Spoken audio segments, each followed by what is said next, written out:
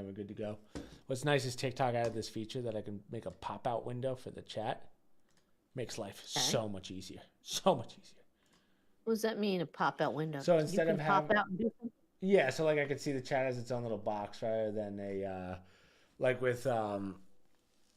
like TikTok has like a whole foundation that'll tell you a bunch of things. Like who's currently watching, who's not, who posts stuff. It's kind of annoying how it works, but... All right, let me just... I gotta get my coffee before we start this. Coffee. I mean, we're already live, but I just want to grab my coffee before we completely... We're already live. That's nice. Make sure you put it in a cake shop mug. That's my request. Anybody out there live who's listening? Coffee tastes better in the cake shop. Yes, it does.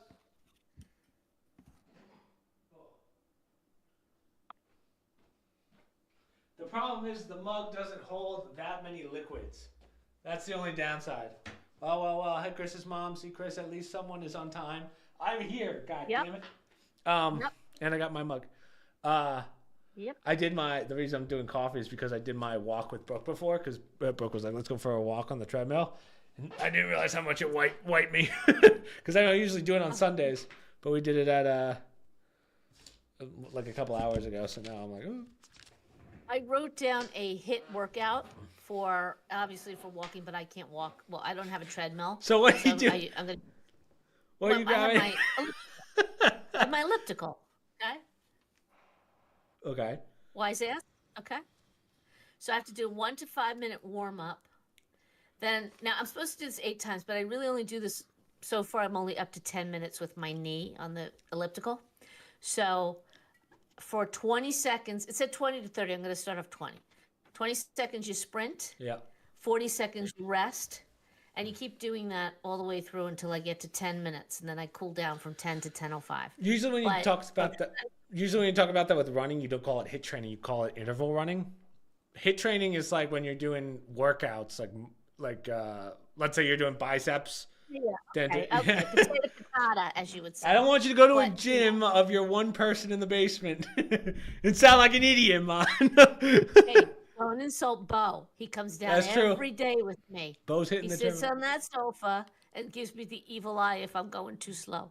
Yeah, Finley just takes up the whole sofa.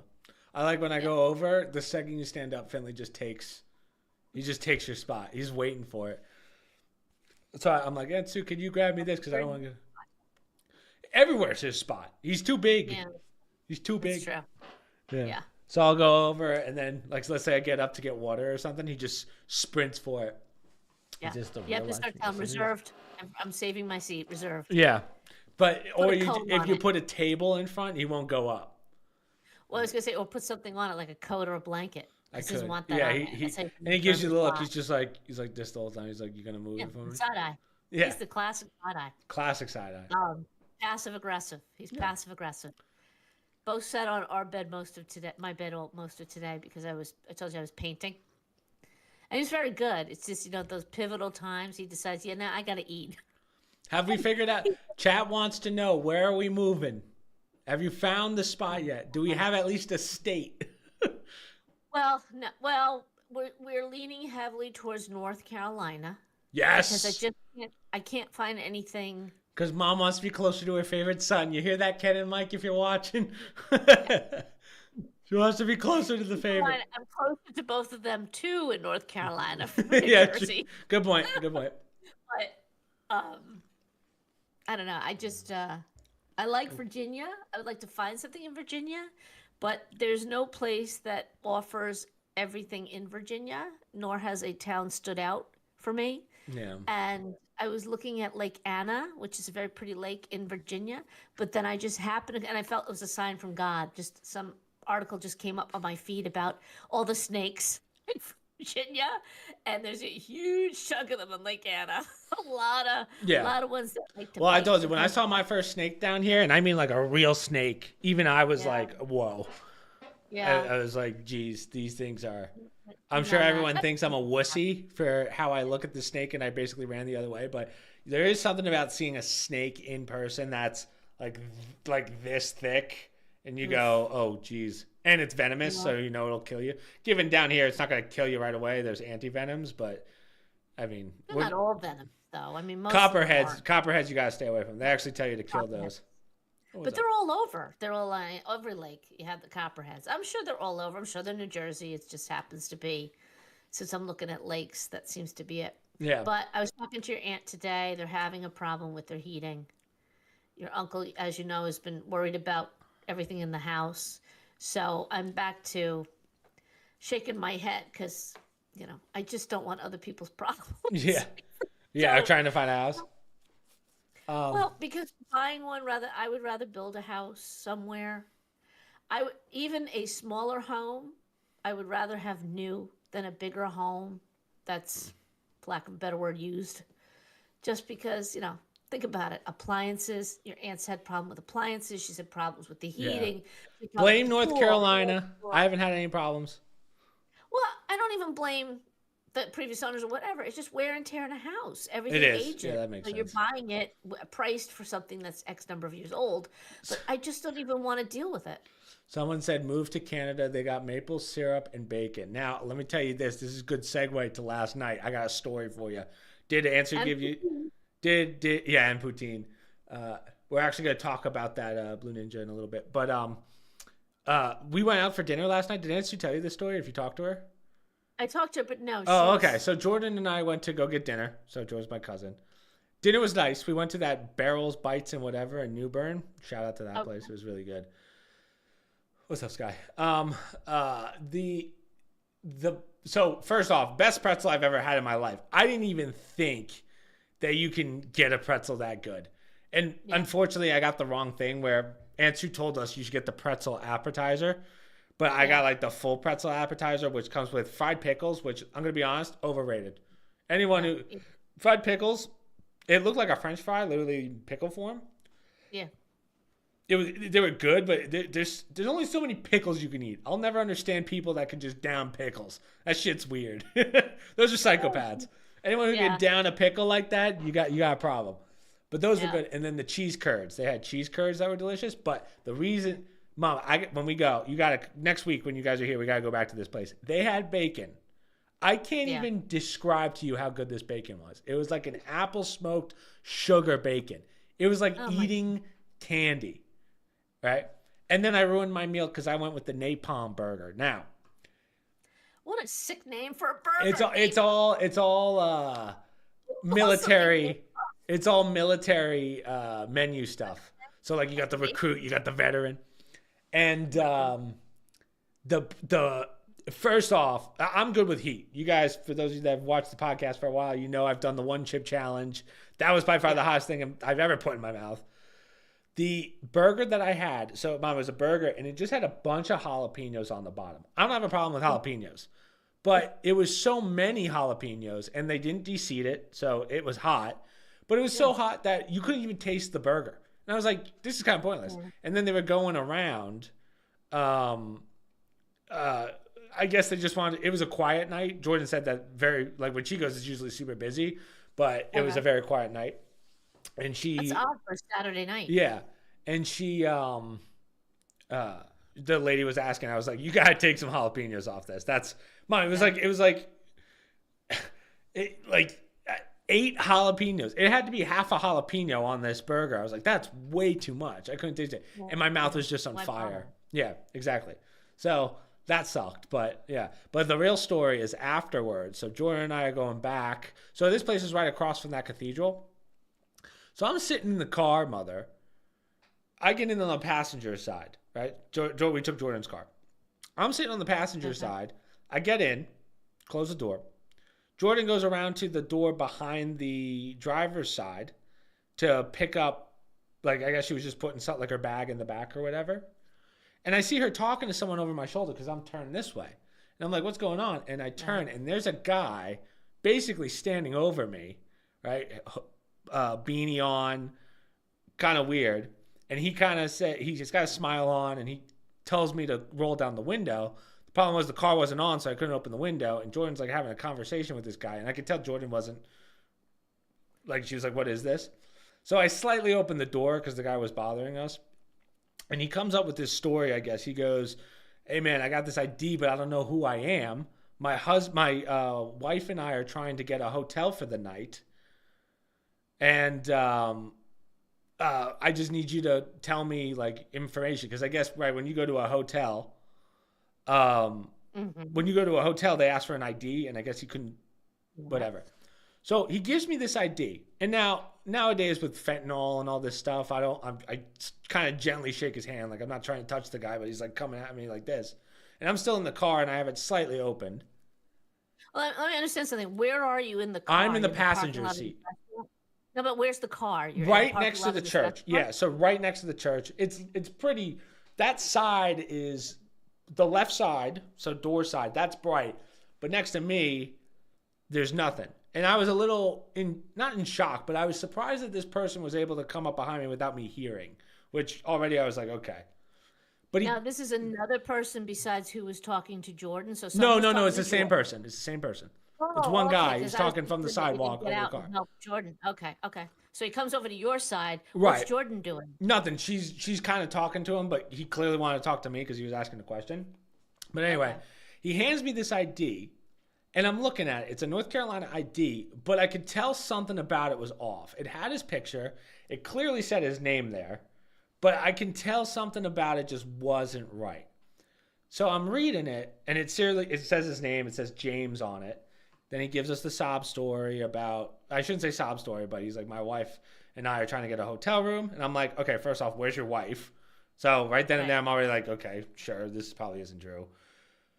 But I said to him, I felt like I handled it well. I was like, listen, if you really need to know who you are, just go to a police station. A police station will run the ID. But the second I said police station, he goes, I don't know. And that's how I knew. I was like, he's trying to run some kind of scam. And then Uncle Jerry brought up today, or it was yesterday when we went back to their place, he said, I think this guy was doing that same thing about a month ago. I was like, oh, so the guy's still looking for a hotel? Right? So it was weird. It's a scam Yeah. of some sort. So he's either feeling you out, He's like trying. maybe he's Yeah, going to rob you. no, he was trying to ask for money. Like he was going around asking for money. But then there was an older couple in front of us as we were pulling Yeah. out because I was like, go do something. And I was like, oh man, is he gonna do something to this? He was probably in his 50s, maybe late Yeah. 40s, early 50s, probably a drug user or whatever. Um, and uh, he was going up to an old couple, and I was like, oh, this could get ugly because older couple, they Yeah. can't defend themselves. So luckily it was just him alone, but we kind of drove away, and luckily I don't think anything happened. Again, he seemed like a nice, harmless guy, but he was trying to run some kind of like, I need money for a hotel, or he was trying to use someone else's ID to get a hotel, which, I mean, that's never going to work. But I'm surprised that they even let him get into the town like that because usually the police are pretty good about it. But yeah, that was the This is only one. downtown New Bern? Yeah, this is dead center, right in front of that church. You know that big Yeah, you cathedral. told me church. I don't really know it that well. I don't know the church you're talking about, Oh, but money is. yeah, I mean, there's probably, as you know, that homeless community is there, but uh, it's one thing to run a scam. You know, it's another thing where it could be the scam is something while he's casing out something else, like what's in your car, or if you have watch or money or something. Right. But the only thing I would say in that instance, I would probably swing by either the police station in town or something and just give them a heads up Yeah. because you guys were okay. The But next people, it yeah. could turn- That's why I was debating: right. do I call 911 and just say, "Hey, there's a guy walking around with what I can only describe as a fake ID," which right then and there, I think that's already illegal. But Well, fake ID and he's running some sort of scam here. And again, maybe he doesn't mean any harm, but he could go up to the wrong person and they stab him or something, you know, Yeah. like because they panic. So it's just not a pepper good thing. spray, yeah. Right, But it was yeah, very, very strange. So yeah. again, I was bigger than him, so it wasn't that much of a problem. But to your point, like if that guy had something on him, I just said, "Hey, just go to a police station." And the second I said that, he was like, "I don't know about that," and I was like, "Okay, Yeah. now I see what's going on." But yeah, Yeah. that was it. I don't know what I mean. I Well, guess the that's whole disturbing scenario, the peace, but the whole scenario was kind of weird. I think you're a little too nice because yeah, in I should general, have. what are you coming up to me for? Like, what do you, Yeah, what do you want from obviously, me? why would you leave the hotel? Why would you leave? It's like, obviously, it's like not even something worth helping where I'd be like, okay, sorry, can't help you. I'm not. What do you want me to do? Do I look like the police where I could do something with your ID? And obviously, he wanted money of some sort. I was going to ask you for some money, but Yeah, I think, whatever. and again, he was, yeah. If it happened again, I'd probably call 911 afterwards and say, hey, this guy's doing something. But it wasn't even that late. It was probably 9ish. I was probably 7:30ish, and I Yeah. was very, uh, it was a weird situation. I was a little flustered by it because it's very hard to come up Everything really behind me without me noticing. Yeah, and lesson learned, I think if you're out with especially a young lady, make sure she gets in the car before you get Yeah. in. Well, I didn't even. Just Yeah. Yeah. It very much caught me by surprise. yeah, That's it's why I well, was yeah, and very it was surprised. fun. Yeah. Sometimes things happen for a reason, lesson learned, so that in the future, Yeah. everybody's safe in the car before you get in. Because what are you gonna do if he puts a knife to her? Yeah. That's what I Now mean. you gotta get out. That could have been ugly. But before we go into articles, let's see. So we'll do. So the way I like to do the live podcast is normally we do the whole podcast and do questions at the end.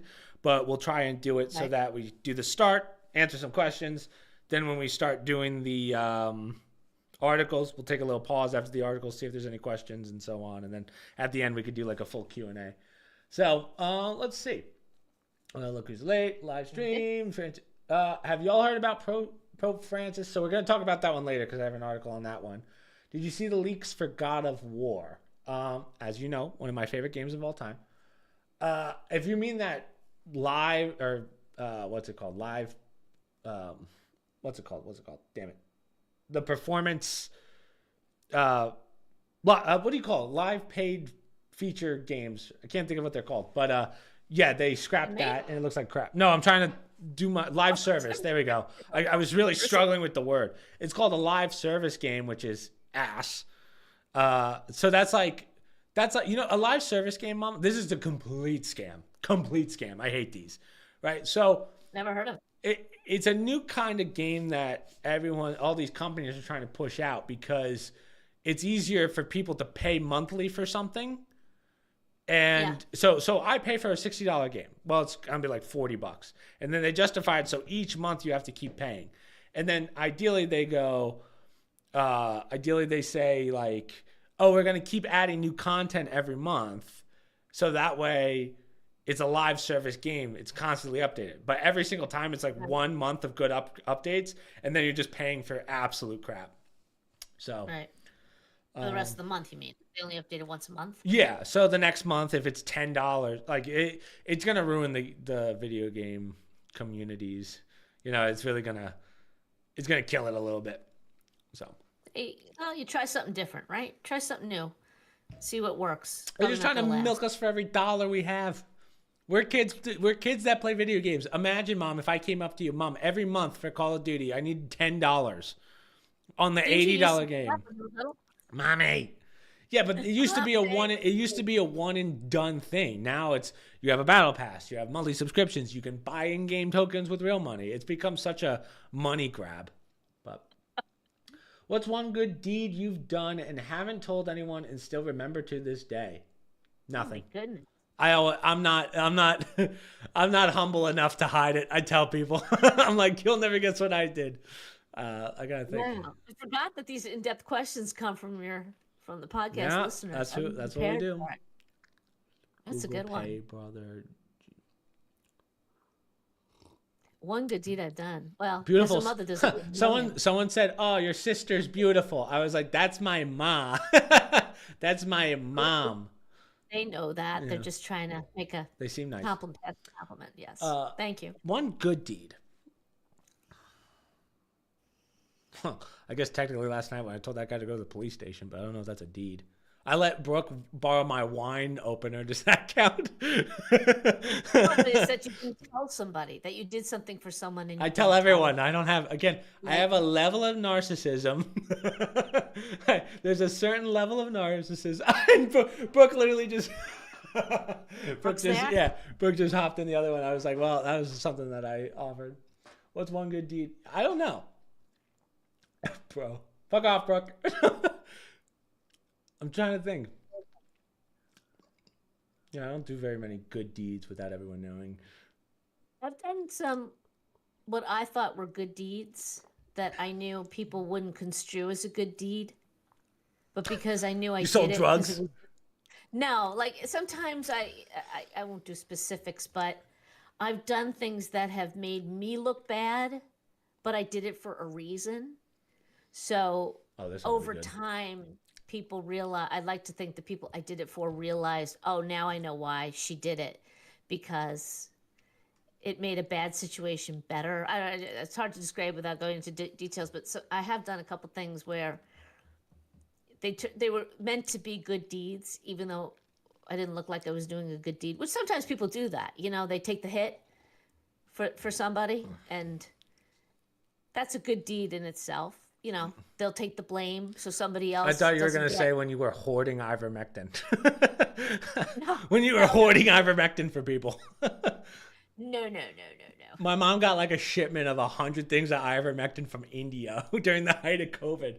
Remember no. But you that? know why? Because you got to take. It's based on your kilograms, Yeah. and you got to take like 3 of them per person, 3 times a day. That's depending on what your weight is. You could be taking 4 or 5. So they don't explain that to you with the ivermectin ivermectin till you get it, and then you have to calculate your weight and the number of pills, and you're popping like 8 of these a day. Yeah, I don't know how many That's big. ivermectin, like, I don't know what the dosage of ivermectin is. Well, it's depends on you can get different dosages, but you take it based on your weight.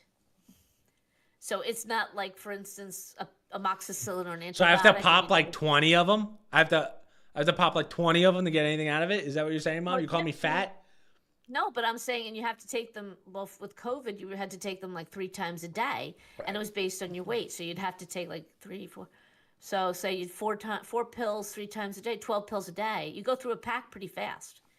Remember, they were in the black market. I had to go to Yeah. India for those. You know, it was like it came in a plain black Yeah. box, and We were like, is this ivermectin or did we just order legitimate drugs disguised as ivermectin? yeah, for uh, us, it was like clandestine. For them, it's like Advil. So they're shipping it in bulk to the United States, and they can't label the package because we're not supposed to be. You can't take the yeah, ivermectin. you can't take Oh, it. Can't do it. that Which stuff. was ridiculous. Yeah. Okay, that's good. That's good. All right. Let's just. I don't think there's any other questions from what I can see from all the other chats. But I don't know which one we want to start with article wise. Now, because of the vertical, we can't really show the articles. Also, fair use. But I don't know. Do we want to start with the rare earth matter? What is it? So I'll read them because you guys can't see them. But President Trump demands collateral for taxpayer money sent to Ukraine. Rare earth minerals will suffice. Not a bad Yeah. trade. I don't know what Ukraine has. Do they have lithium or is it cobalt? I don't know what it is. He just said rare earth minerals. I didn't go into the details of it, but I guess it's stuff that we need, especially for electronics and stuff. Yeah. So then he's probably taken. I mean, it's got to be just silicone or silicon, whatever. I think there's a difference between silicone and silicon. I always thought that it was just. All I know is silicone is like a sealant, Yeah. rubber sealant. So finally, someone is thinking. So Trump wants to. He's trying to learn from our Afghan mistakes. So when we pulled out of Afghanistan, as everybody knows, we left all the equipment and the Taliban took it over, right? Yeah. But he, it's actually not what happened. Well, it did, but after that, we gave trillions of dollars of worth of stuff to Afghanistan. China then came in. They bought it all for $2 billion. So a lot of the stuff that we left, that I guess they didn't sell to the ISIS and the Taliban. Then as China comes in, they very wisely move into Afghanistan, buy our military assets for pennies, well, very low price. I just want to point And out we've they want- already hit like all the YouTube no-nos. Afghanistan, Yeah. ISIS, ivermectin, COVID. Oh, I didn't even know those were no-nos. So I'm anyhow, then they wisely locked down all the resources in that country. Right. So kudos to China. Now we finally have somebody who's thinking, and Trump is saying, rightly so, we're going to give you billions of dollars. Guess what? We want collateral. Gee, how about that? China did exactly that in Afghanistan. They've done it around the world. Maybe it's time America started doing that. The U.S. started doing that. So instead of saying we're not going to give you the money, sure, we'll give you money, but we want the rare earth metal. So Zelensky obviously pitched a fit, didn't want to do it, but lo and behold, now he's changed his tune, and I believe they're trying to work out a deal where we're going to get a certain amount of the rare earth minerals in exchange for U.S. It dollars. is funny how, I shouldn't say funny, but it is smart what he's doing in the sense of between Canada being the 51st state and then going after Greenland, he's making the smart play for the resources. Like the land's great, obviously, but the goal is obviously the resources because he knows that someone's going to go after Greenland eventually. Uh, question's who? I say Greenland is not about the resources. You don't think Greenland so? is about no, it's a strategic location. So you have to remember, and he knew this the first presidency when he threw that out. We don't have a strategic presence in that part, and that's very important for all these people that scream about Russia, Russia, Russia. Russia's a nuclear, first world nuclear country, right? And the only real major strategic block that watches that area is in Scotland. We talked about this. It was recently on the show The Diplomat, where the woman goes through it, and I don't know who the character is, but she explains it for the American ambassador about, why we care about this area. Because there's nobody really watching that area. There's no protection in that part of the world, and any submarines, nuclear, and whatnot could pass through, and no one would know. So strategically, Greenland is a great location for the U.S. to plant their flag. The people of that country, they're not, I think it's Denmark that Greenland falls under. I think it's Denmark, Norway, Denmark. They're not thrilled with Denmark. They're not thrilled with the leadership there. And there's many of them who are, of the people, who have said informally that they'd have no problem falling under the United States. So here's a question that's kind of been thrown out. Well, it's not really a question. I have a statement. I feel like I'm seeing a little too much of Elon. Do you get that same feeling? I'm seeing him with a chainsaw in Argentina, with sunglasses on, like he's high as a kite or intoxicated or something. In Argentina, he got it from the Argentinian prime minister. Well, he was shaking hands with the guy, so I thought he was there. He was at CPAC. Yeah. No, he was at CPAC. So Okay. CPAC was. I'm still seeing too much of him. Yes. I feel like, I like the guy, but I just feel like we're seeing. I feel like I've seen more of him than the president, given all the stuff that he's overturning with Doge. I mean, the second the Pentagon gets ran through with all the stones that they're going to turn, and then all the savings that we're going to have as a country, then I think we'll see a little less of him. But right now, I'm just like, what happened to the president? I do kind of agree with the left a little bit in the sense of it almost feels like he's running the country a little bit.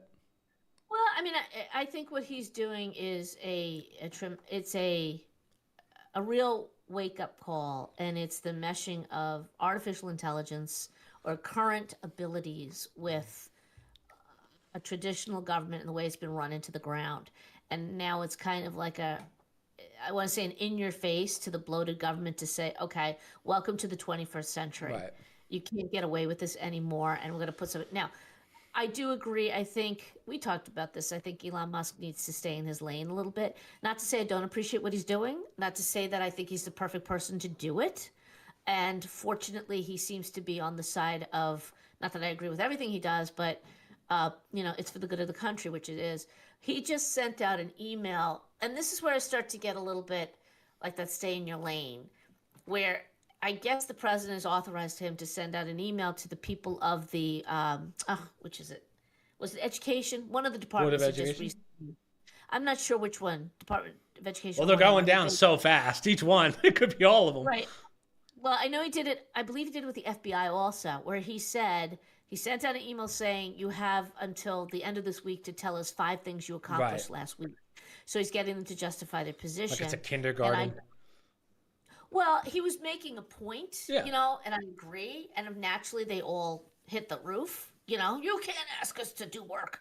But Kash Patel, who was just confirmed yesterday, big, he put a stop to it. Only because he said we have our own internal procedures to do that. And, you don't have to answer that email. So I guess he must have asked the FBI then. Yes, I think it was the FBI, but there was some other organization overall that he sent that out to. And I think that's the approach now. Kelly Loeffler, who was just confirmed for, it was SBA loans. Anyhow, she did put out a tweet where she's walking through the office on a business day. There's nobody there. Oh wow, They're all really? working from home. Yeah, it was a joke. And who knows if it was just one small, she's going through the cubicles. I didn't watch the whole thing, but they're all trying to make a point, and naturally, these union workers, government workers are union workers, they don't like it. Yeah. They don't like that they have to go to an office. They don't like to be called out. And it's amazing how many of them are crying about it. Well, I don't remember these people crying when service people were let go because they wouldn't take a vaccine. Yeah. I don't remember them crying when people were let go. A lot of people were let go in the banking industry in 2008. They weren't crying then. And most of the individuals being let go, from what I understand, are like recent hires or probationary workers.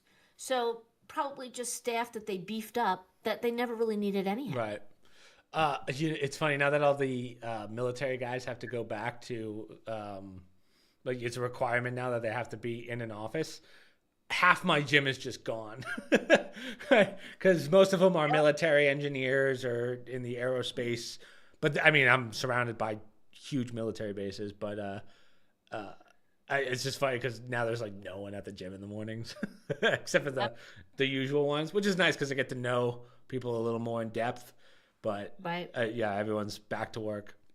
So I gotta tell you, I don't think the military people mind that because they, by nature, are regimented individuals. all right, So to me, when they're working out, that is part of their job to be in shape. Sounds silly, but you working out as a YouTuber, you don't have to.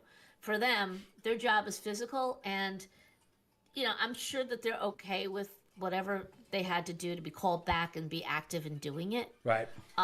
Because that's the nature of the job. That's what you signed up for. Lazy ass people who don't want to do the commute to work because they quote unquote can work better at home.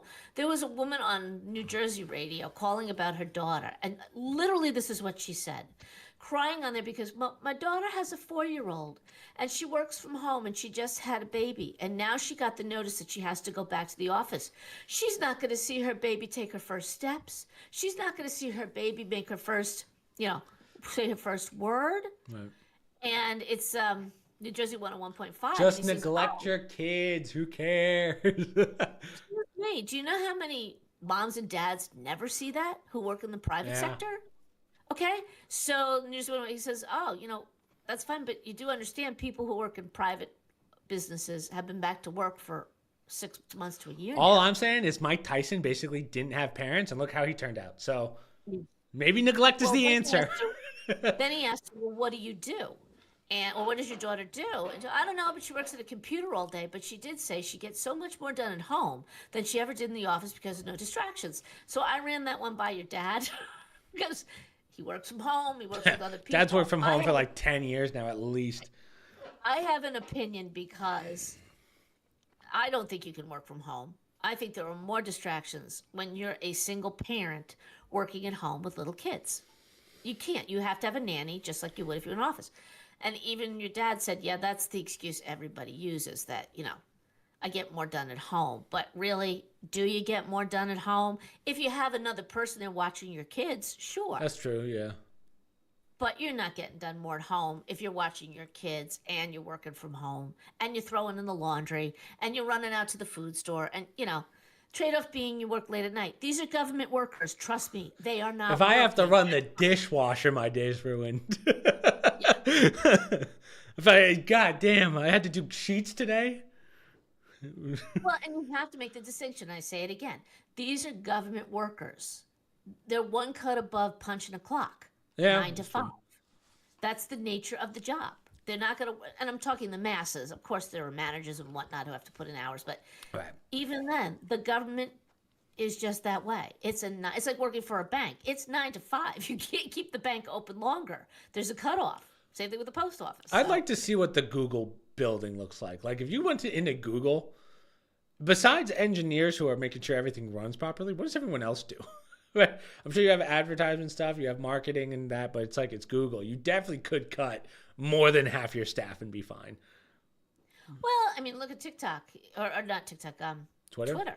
He got in. He knocked it down to a staff of what, 200? That's all they needed. Yeah. It's all extra fluff. I don't know Google. My guess is Google. Is that in California or Yeah. Seattle? I know YouTube's San Bruno, and I think Google's Let's see. Google might be one of those places where they have the ping pong tables and the Oh, bouncy balls. they got They have everything. It's sick. They have. Oh, it's in Mountain View, California. Um, uh, they have slides. So if you gotta get down to the little cafeteria, you just slide on down. Tell me, tell me you wouldn't want that job.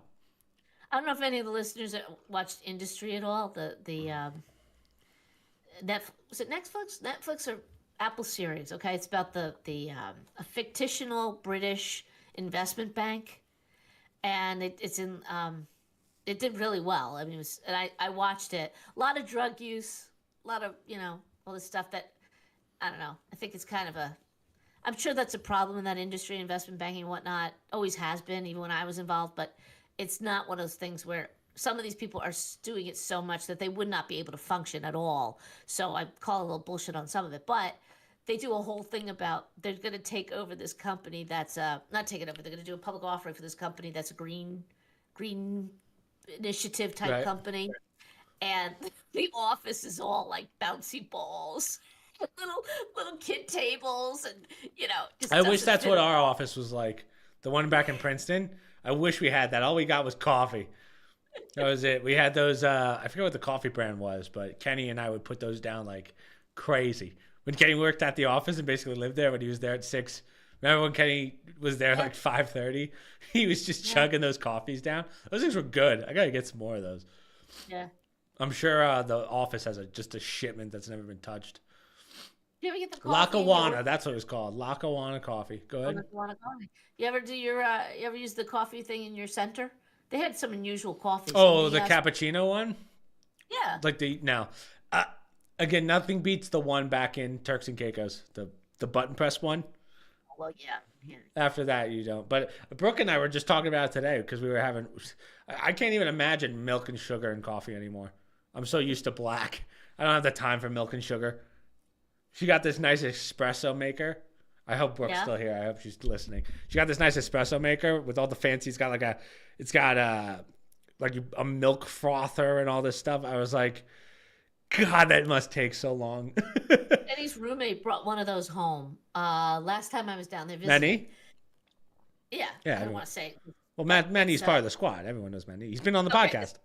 It's like the size of a microwave, maybe a small microwave. And it's really nice. It has the frothing and all that. And he had to go get a piece for it so it would work because he got it. I think an aunt or grandmother gave it to him. She was getting rid of it.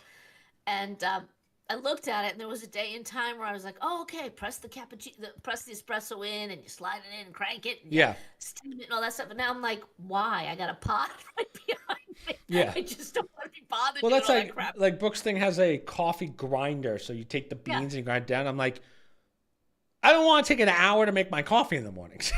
Well, I'll tell you something though, that is good. Oh, I used to have a coffee maker. You put the grinds in. Chris, try it one time if you haven't already. Talk about fresh. Really? Oh my God, yes. If it's good beans, if you get good coffee, try it one time. When it's freshly ground, it's amazing. It's like for coffee drinkers, it spoils you because then you don't ever want to. Damn it. Now I'm going to have to do it and then I'm never going to be able to go back.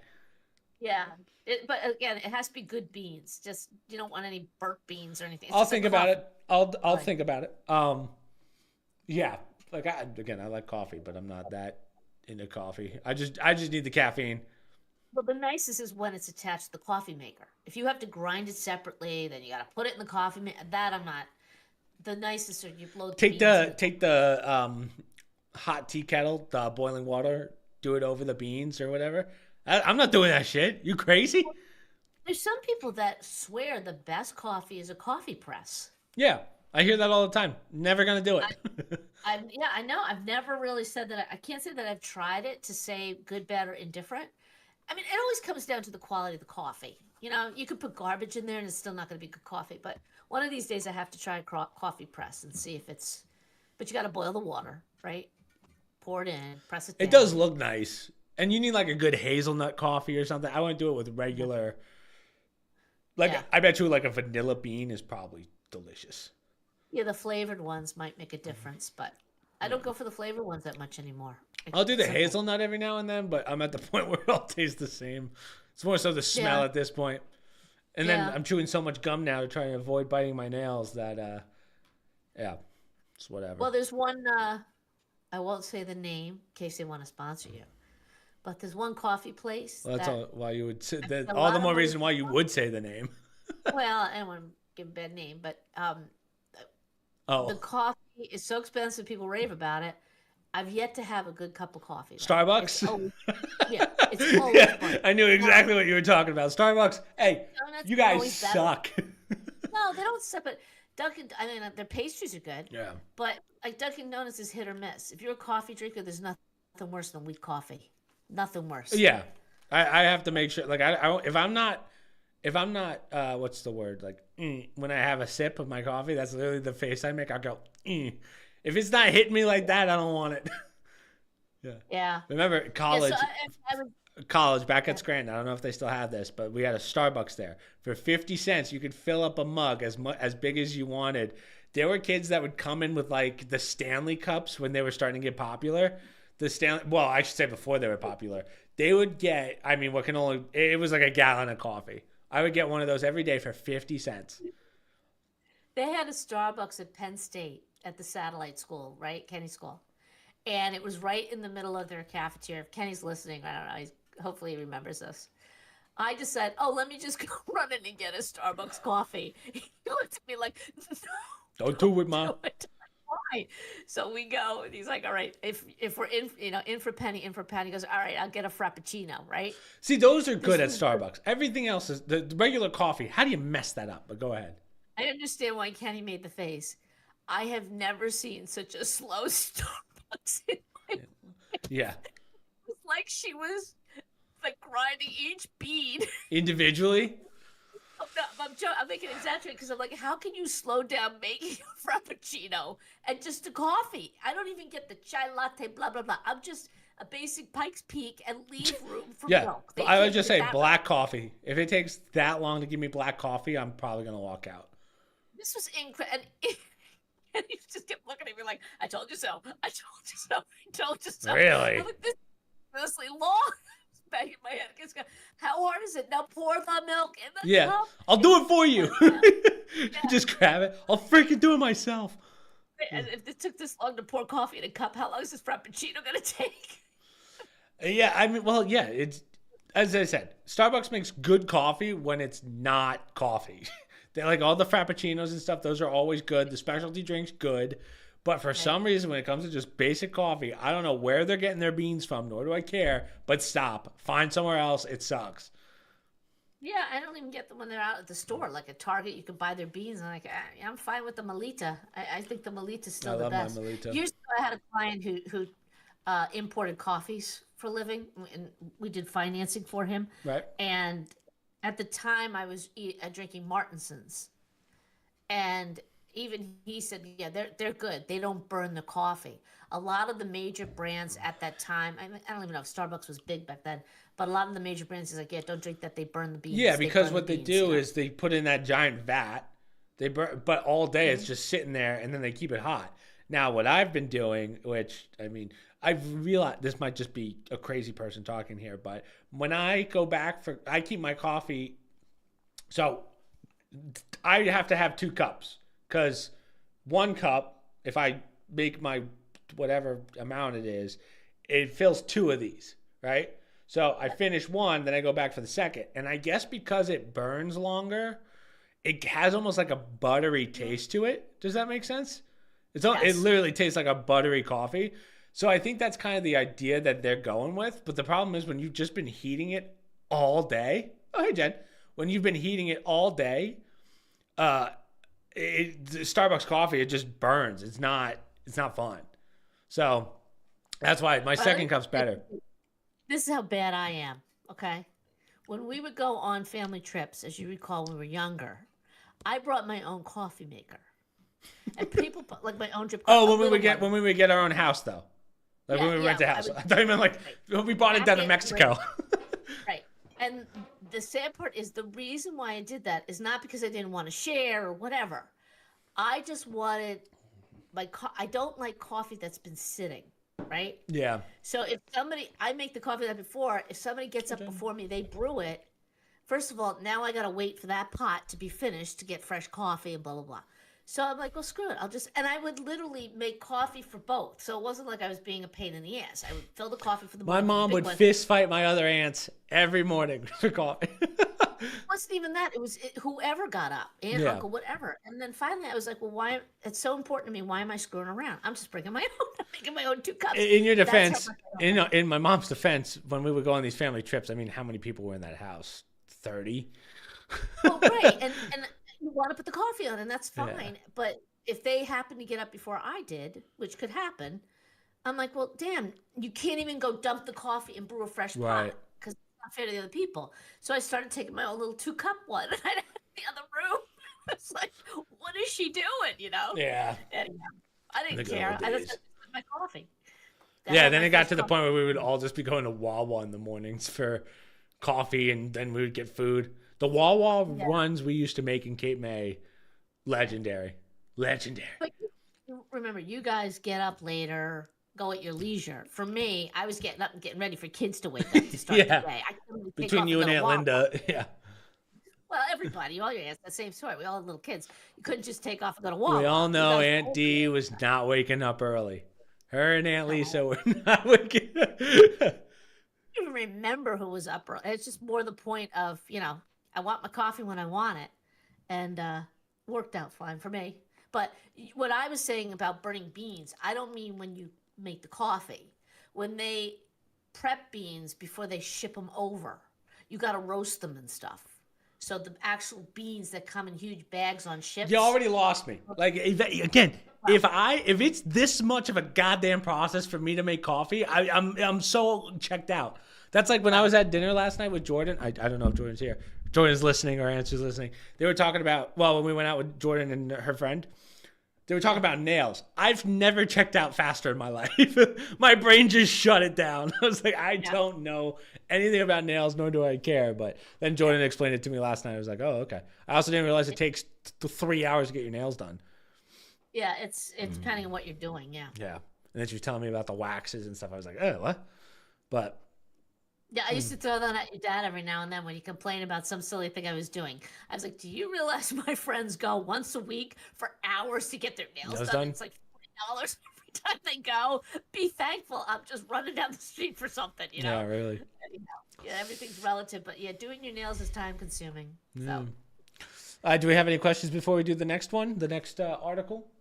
Even though this is the one that we pretty much we went from rare earth metals in Ukraine to coffee. talking about coffee. Hey, coffee's a commodity among some countries. Yeah. It's the only thing Colombia has.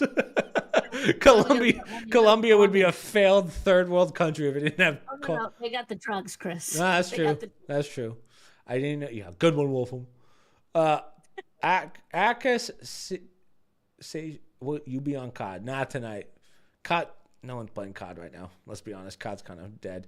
It's all about Marvel Rivals. Michael has been a Marvel Rivals fiend, Mom. Oh, really? It's like a drug addict. He's like, Chris. Oh, boy. Oh, my God. Eyelashes take hours. Really? They do. Have you ever? That's what Jen just said. Jen's watching. What? How does it really? Okay, hear me out. Well, Listen, I'm no expert, but what's the freaking thing where you take the lash and you is it eyelashes or eyebrows? eyelashes? And yes, I do Okay. both. It's my relax people- time for the week. Oh, okay, Jen. Yeah. Some people put individual ones in, so it's not a strip. It's like individuals just to put. Yeah, it can be very time consuming. You got to put a little glue on the end and you feel it in. Is that Your eye. that thing? Is it an eye curler? Eyelash curler? Is that the thing that sticks it, or is that for something else? That's just to curl your eyelashes that you have. Oh. But when you want to, like as you get older, your eyelashes thin out. And even if you notice a lot of young ladies today, but they put the strip in. That's why they have such big flouncy eyelashes. But a lot of people put like smaller ones in rather than a full strip of them just to beef up what they have. Yeah, and That look, can be tough. Michael showers like once a week. I said, Michael. No, I'm saying like how easy it is for men. 3 hours, one at a time lashes. Yes, they are individually done by a specialist. But what's wow. it? Okay, hold on. Question, because I'm an idiot. What is it actually attaching to? Well, it's to your eye, but you put it like on the outside of the lid. If you look closely, your eyelashes come out of like a little line of the Yeah, eye. but where did the new ones go?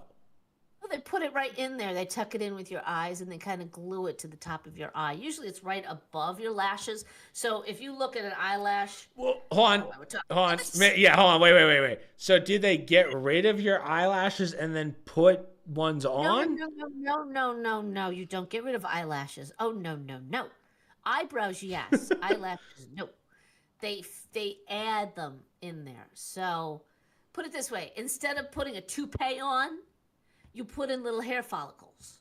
So instead of pulling a full strip of eyelashes that come in all different lengths, by the way, you put in individual ones, and they feed it into, like, some people like eyelashes towards the end of their eyes, right? Like little things curling at the end. So they'll put more in the end than in the middle. Oh yeah, it's a whole big thing, Chris. It's a whole fashion thing. Yeah. Oh, Jen says Irene is talking about the home ones. Jen's talking about Oh yeah. each last lash is individually attached to an existing lash. So that's like a salon version. Oh, okay. So that's Being a almost woman like sucks. right. It's like hair extensions. Each Right? new lashes is glued to one that exists. Right. I have to So that's believe how that you weighs more, right? Does that throw you off weight-wise with your eyelashes? Oh, but it fills your eyelashes. And you have to remember too. I don't know if this is true of I'm sure people just do it for beauty reasons, but there's a lot of people, Chris, that lose hair like for Right. If you have chemotherapy chemo and stuff. whatnot. Right. So you could put eyebrows in, you could put fake ones on to give yourself some eyelash. And if you didn't lose everything, you could put it in. It's kind of like women who do hair extensions, only they do it with their eyelashes. Question. Remember the old days where people would like draw their eyebrows on? My grandmother used to do that all the time. Oh, but what was the point of that?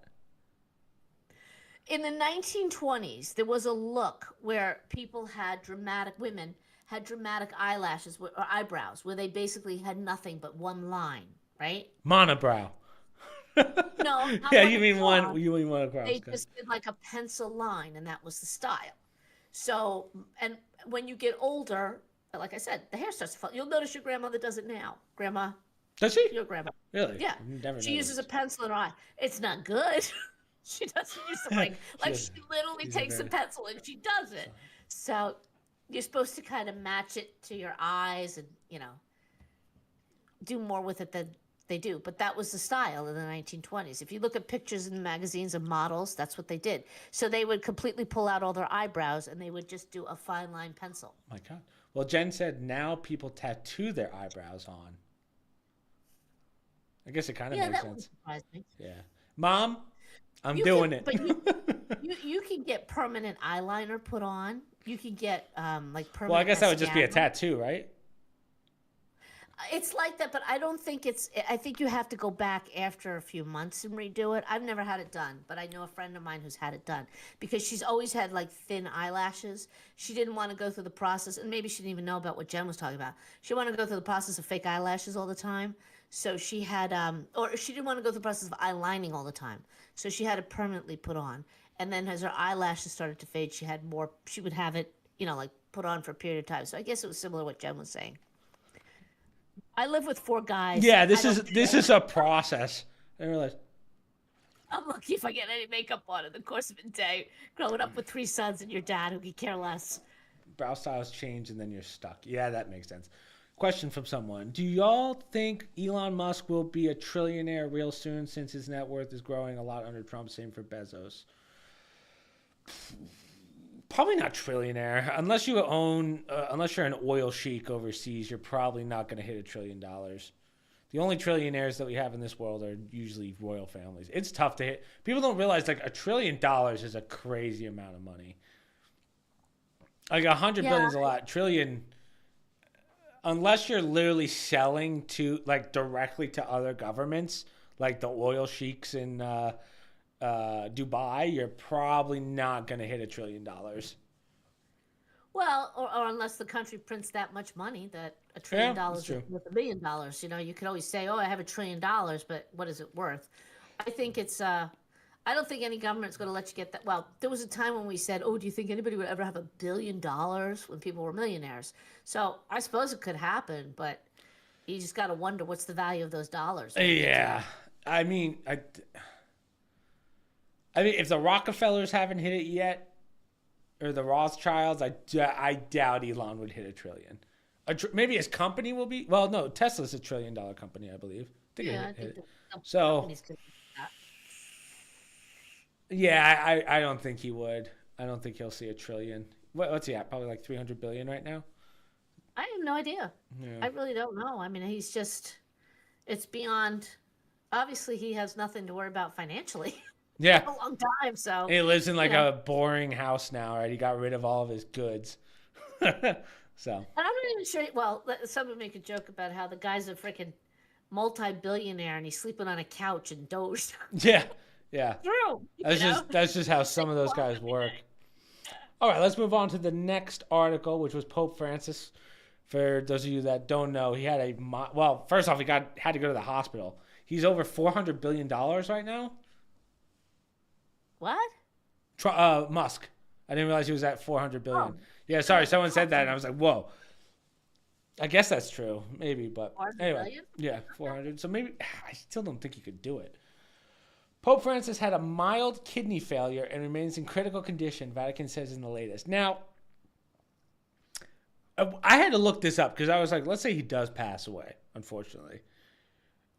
Depending on how you feel. Yeah, okay. Well, I wasn't going to say that. Obviously, death's terrible no matter what. He's also 88, but obviously might go down as one of the worst modern-day popes. That's besides the fact, because we've definitely had worse popes in the past.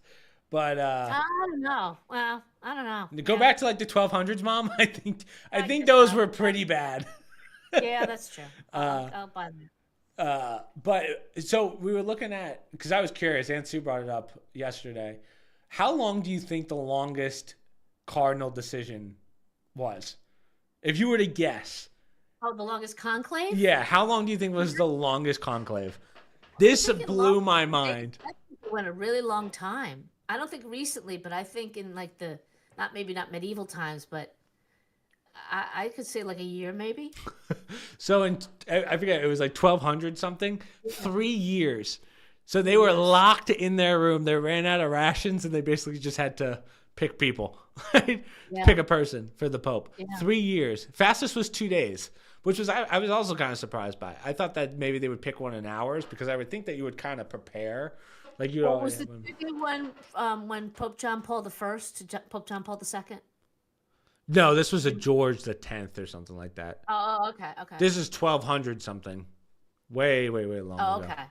Yeah, that's a while ago. Yeah, so it was, and ever. that was back when corruption was like at its highest in the Catholic Church.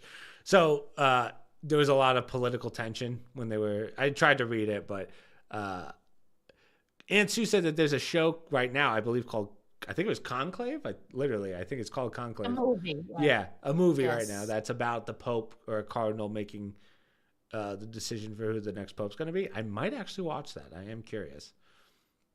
Well, I wouldn't. The process might be true, but I think it's the few reviews I've heard. It's another woke Oh, is it? piece of. Damn. Can we just get freaking movies, the please? process is what it is. Yeah, no, they can't. Especially with you. Really think they're not going to do something woke with the Catholic Church? Come on. Good point. Yeah. Anything that's. I just want one just good movie. The Fantastic Four movie's going to tank. The Captain America movie's going to tank. Snow White's already tanked and it hasn't even come out yet. True to form, there was an article, I want to say at least a year ago, talking about the Italian Cardinal Mafia.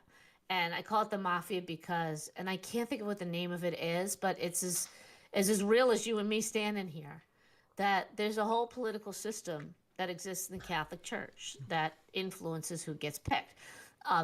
Bergoglio, Pope Francis, he's a socialist from Argentina, right? From South America. I think he's an Argentinian. Yep.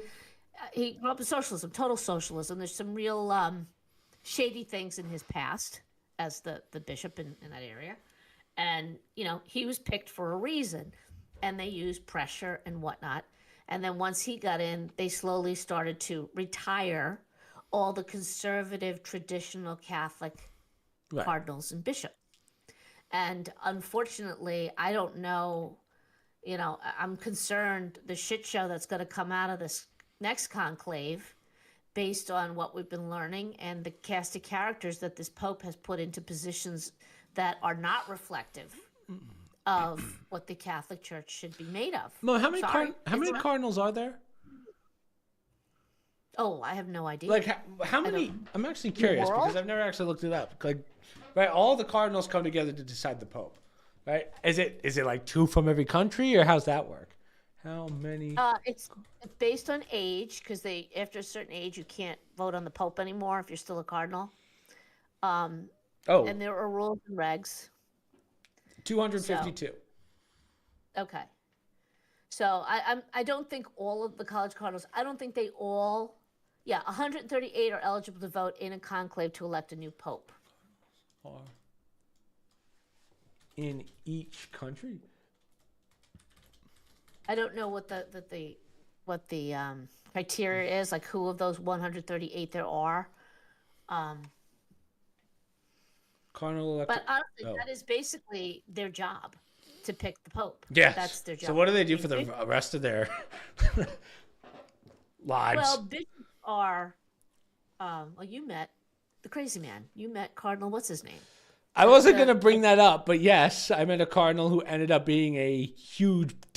One of the biggest disgraces to the Catholic Church we haven't seen. Okay, and he was an advisor to presidents and whatnot in D.C. Right, so he was considered a representative of the church and government. You know, he would advise people in the government. Blah blah blah blah. So that's kind of their role. Bishops are the ones that really have, for lack of a better word, the power, in the sense that they run the diocese, they do the money, the bishop appeals, they report to the pope, blah, blah, blah. So the cardinal's biggest job is really just picking a pope and sort of moving the direction of the church with the bishop. So, yeah, this is their big calling. When this one goes, they get put in a little room, and you got to watch the smoke come out of the chimney. Yeah. White smoke means it's going to be black smoke for 10 days because they won't be able to decide. After seeing how the church is going, I'm sure a lot of people are not happy. A lot of cardinals probably aren't happy. I don't think they're all. Well, I don't want to say that it's a coincidence, but given the fact that here we go, the Trump administration has been cutting back on a lot of funding for NGOs and a lot of organizations that are running the borders that are making millions and millions of dollars. At the same time that this is like the least popular pope that we've ever had in the Catholic Church since they've been doing polling. And so many people have, older people, the ones that give the money, like the bishop appeals. If anybody listening is a Catholic, they always send out these things, these folders, and give your money to the church, and it goes to all these different things. Well, nobody's giving anymore, or the money's going down, down, down, down, down. It didn't help when we were learning about all these Catholic people that are letting people in the border. More and more people like, you know what? I still think Homan had the best answer when Pope Francis was like, America should start letting in open borders, like having open borders and allowing immigrants in. And Homan goes, is that coming from the guy that literally has 100-foot wall around the Vatican? Right. And that's my point. Yeah. The guy is one of the worst popes we've ever had. His comments are anti-Catholic from time to time. He brings in people who are, pro-abortion people and puts them on these committees. It's just one, and I don't want to go into detail, but there's a lot of individuals in the church who are very questionable as should they be priests at all, let alone he's elevated them. But my point is, all of a sudden, now he's really sick and he's on death's door. And he even made a comment like 2 weeks ago, I'm not going to live. Okay? I hate to say this, but I think some of these guys know when their number's up because he's either got to retire. I think he resigned already. I thought he already put in his resignation. No, I think he's talking about it, or I don't think you have a choice. I think the Cardinals probably make the decision. Well, the mafia, basically, whoever's running that Vatican behind closed doors. I got to find the name of it. This is whole, well, they're not even nefarious. They have their own name. It's a group of cardinals that kind of run everything. Yeah. And I wouldn't say it's Italian, but they made it pretty clear that, this is understood. They're the ones who decide who's going to be the next pope, which is unbelievable because there's 138 people who are supposed to vote on this, right? So having said that, I just think it's pretty coincidental that all of a sudden we start cutting all these fundings to Catholic organizations, and he's not very popular. And yes, he got sick with the flu, which is not good, but he's had worse things, and now all of a sudden he's about to resign. I just No. call me a conspiracy theorist, but I think there's more going on here than just him not being well. Although he's never been a well man, you know? Yeah. He's been in a wheelchair for a while now. He's had leg issues and whatnot. Diabetes. I didn't even know this. He had part of his lung removed a Yeah. long time ago. I didn't even know that. Have y'all ever been to the Vatican in person? No, I would like to go, but I actually don't even care about the Vatican. I want to know what's in that library.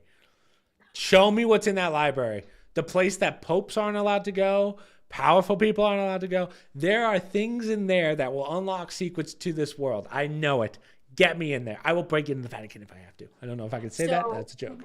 Dear listener, one thing we always wanted to do when everybody was out of school was to take the family and go to Rome, do the Colosseum, do the Vatican. I've always wanted to see the Sistine Chapel because I read The Agony and the Ecstasy, which is all about Michelangelo and the works that he did. You know, and just see all of Rome. Just do the whole touristy thing and whatnot. But we decided to get a dog in high school instead, and it makes it very hard for us to go anywhere. Now it's even more difficult because Europe's a shit show right now until they get their act straightened out. But that is one thing I have always wanted to see, the Sistine Chapel. And the Vatican's one thing, but definitely the artwork and the you know, all the stuff that I've read about forever and have never seen. So I think that would be nice. I love to see what's under the Vatican. It's going to be one or two things. Infinite knowledge or a lot of dead bodies. There's really no in between. The popes are buried down there, right? I think a couple saints are buried down there too. Oh yeah, I think Peter's down there. Oh, I think there's more than that. No, I know, but he's the head I mean, he's number one. He's the apostle, the first pope. I think he's in the Vatican. Does it not bother anyone that no one's allowed down there? Even the Pope? That doesn't so who's allowed to go in there? Well, do you remember when you did the tour of St. Patrick's Cathedral? Yep. And the Italian girl came late. The girl, she's probably like in her 20s. And she says that because I was late, I'm going to give you the special tour downstairs. She took you down and she showed you that was kind of neat, even though it was just St. Patrick's. But she showed you where Kennedy went, and he would meet with the cardinal at the time and pray down where the vestments are and whatnot. Oh, okay. So this person might have missed something, but right, Mom. First off, no offense taken. And not to sound offensive, but if you are a Christian, why do you think there's some mafia to confirm a pope? Like, I don't believe in anything, but isn't the pope the most important thing? So we were just kind of explaining this. Yeah, it's not offensive at all. But there's 252 cardinals throughout the world who have to decide on the pope. The problem is, based on what my mother was just saying, as Catholics, we can comfortably say this. The church hasn't exactly been the best, especially the Vatican. So there's always been some nefarious things going on in the Vatican. So the Pope, if you really look into it, the Pope's security, the cardinals that are just walking around in the Vatican, there's a lot to it. But when you really look into it, again, as we could say this as Catholics, there's a lot of sketchy shit in the church, especially the Vatican. That's why I want to know what's in I want to know what's in that library, Mom. What do I have to do? What do I have to do? Just tell me. I'll do it. The churches had reached a point now. We talked about Peter. So the early church, when Christians were persecuted because, you know, it wasn't that everybody believed in Christ and whatnot. And the church was very brand new. And they were underground, basically. You had to hide to believe in Christ, except for those who went out and preached and whatnot. Those early years were probably probably one of the most interesting times in Christianity. But like anything else, the church, meaning the institution, not what Christ intended, it became a political machine. Yeah. Right? Because, you know, the Pope he ruled everything. England, he was a king, This is the Pope. Before we had separation of church and state, which a lot of countries now have a form of it, but these kings and queens would go to the church for answers, right? Until Pope Or they needed the Henry the Pope's Third. blessing to do Yeah, anything. And that's why, for instance, we had the Anglican faith because Henry VIII didn't want to go yeah, to the right. Pope anymore. And that's why you gotta admit, as crazy as that guy was, he kind of was the stepping stone for separation of church and state, where he was like, I'm gonna make. I don't like your answer. I'm gonna make my own, because he was just divorcing wives left and right. Well, yeah. Well, he wanted the power and he wanted to be able to do what he wanted. He didn't want to answer the church anymore, not just the wife, but for a lot of things, because the Pope, Yeah, land wars, crusades. So the church has always had a political element to it. yeah, And not just its influence outside, but the Pope was an extreme, he was the most powerful person in the world for probably a couple centuries. And it naturally, these are men that are flawed and so, yeah. sinned who run the church. You want to think that they would be elevated and try, but so yes, and again, I never really knew it. You knew that there was something fishy, and there's politics involved, because even as a kid, it was always Italian popes, Italian. It was always an Italian man. When Pope John Paul II, he was Polish. That was such a big deal around the world. And even this Pope, they chose somebody from Argentina. It's usually always been an Italian who's been a Pope. And whoever asked the question, if you look at the history of the church, it was always Italians or Roman. They always were the popes. So they tried to mix it up a little bit. But now when they pick somebody, it's supposed to be because they represent Christ, they've done great works, they would be good leaders, blah, blah, blah, for the faith. Oftentimes there's a political twist to it. Yeah. Like, why from a socialist country? Why would you get a Pope for So there are elements in the church that now that we're all, because remember, we're not uneducated yeah. We now people. have access to the information to know what's going on. Like, because error 404 error loading just asked where we're from, and we're from New Jersey. And back in 2014, we had, which is New Jersey's right next to Pennsylvania, the big pedo ring that we found in Pennsylvania of all the priests. Remember that? Yes. That was Yeah. that Alex J was talking about for 5 years, and no one believed him because they told him he was a crazy person. Yeah. And then, the pedo ring was. I remember the hundreds of priests or whatever with young kids. It was ugly. And then we found out that Pope Benedict at the time, right, he was the last pope. Pope Benedict was sending these priests to an island of deaf kids, and these disgusting priests were just able to do the same thing to kids that couldn't even speak. So, Well, there's an archbishop by the name of Vigano who's been excommunicated by this current pope. just so you know, the church already hates us. If they see this podcast, we're screwed. But yeah. So Vigano has asked Trump to have the CIA do an AI on what happened to Benedict, because he feels like Benedict got a bad rap and it was done on purpose. Yeah, maybe. That was going on in the church. So just as an aside, I mean, Benedict was old school and a lot of these bishops covered it up, et cetera, et cetera. The interest, and that just goes to show back to what the person was saying about pedophilia. For anybody who watches the news, it's disgusting what's going on in our public schools. Okay? It dwarfs what happened in the Catholic Church in terms of numbers, just because of the sheer number of kids in public schools versus Catholic schools and whatnot. But the point is, because it's the takedown of the Catholic Church. And I think that was one of the biggest things that de-elevated the church, rightly so. These individuals who were abusing their power as a priest. And, when we were younger, it was different. If the priest told you to do something, you did it. He would Right. never do anything wrong. Not saying me personally, but a lot of parents, when you read stories about these poor kids who were abused by priests, they would say, "Yeah, I went on a camping trip with the priest," or Exactly, something like yeah. that. And most people today would say, "Who the hell would send their kid with a strange man?" You just did it. You just trusted these people because they were from the Catholic Church. That's what makes it doubly bad. Right. But trust me, they have them in the Muslim faith, the imams. They have it in the Jewish faith. They have Yeah. it in these cults. There's bad people everywhere. Yeah.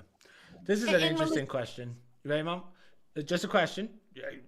You seem to love separation between church and state, but as an EU guy, it seems your current government seems to be combining church and state. How do you feel about it? it's not combining church and state at all. It is actually a law you can't. I think when other countries hear separation of church and state, first off, you have to give me an example. But the definition of separation of church and state is literally politics and church cannot combine. So like you can't really make, well, there's a lot of things, but you can't make a bill and say because God said so. That's kind of the idea. Also, there's a lot of tax benefits as a church, but that's not.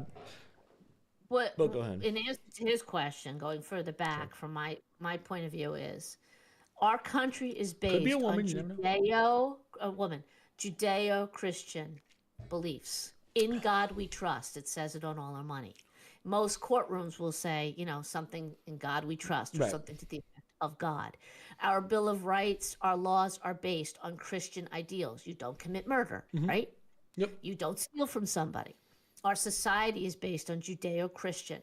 So when atheists and whatnot get all bent out of shape over stuff, that's what our country is based on. We tolerate other religions. The word tolerate meaning you can practice whatever religion you want, or you can practice no religion. What you can't do is you can't infringe upon another person's religion. Right. So doing things like, we keep public schools separate. Okay. You can't have theology. You used to pray in Catholics in public schools. They used to say the Pledge of Allegiance, one nation under God, indivisible. Well, the atheists got crazy over that. My kid doesn't believe in God. They shouldn't have to say it. Separate. That's your separation of church and state. Interestingly enough, churches, Catholic Church especially, but churches have tax exempt status. Right. They're not allowed to sit at the pulpit and say, you have to vote for Donald Trump because he represents the Catholic ideal, or you have to vote for Kamala Harris. They're not allowed to do that, or they will lose their tax-exempt status. So oftentimes, people in a church will say more, you should look for a leader who represents our ideals. Right. So that's also part of separation of church and state. Right. However, you cannot fire somebody because he's a Catholic. That's religious discrimination. Right. That's our First Amendment. You can't fire somebody because they're Muslim, right? So to say that there's no religion in our government is not true. Religion is a protected right. You have the right to have your own religion. So when they say, back in 1800s, early 1900s, when they say, in God we trust, even though it comes from the Catholic faith, it means kind of Christian faith. It could mean any God. So if you're here's a question, Mom. And I think, so if, let's say you're a Muslim and you go to court and you have to swear on the Bible, do you swear on the Quran? I believe that they are given that option. Oh, okay. But that is why right now so many Muslim countries don't want our laws. They want Sharia law. Yeah, which is... And that goes against our Constitution. No law is above the Constitution. So if you want Sharia law, there's plenty of countries over in, the Middle East that practice that. That's not good enough. They want it here. That's another reason why, we make a point of saying there's a separation. And no, I'm not going to answer to Sharia law. I'm not a Muslim. Right. And you can't have different laws in a country. It just doesn't work that way. You need one supreme law, and ours is the Constitution. Right. So, which is founded on Christian ideology, for the most part. Right. But that's literally why we came here. The Pilgrims came because they were being persecuted religiously. They had money. They had a nice life over there, but they were being told that they had to be Anglicans or they had to be certain faiths. And they got in ships and they came here. And more came because they were being persecuted. Catholics were hated in this country. They didn't want Catholics here because they were papists. They followed that evil pope.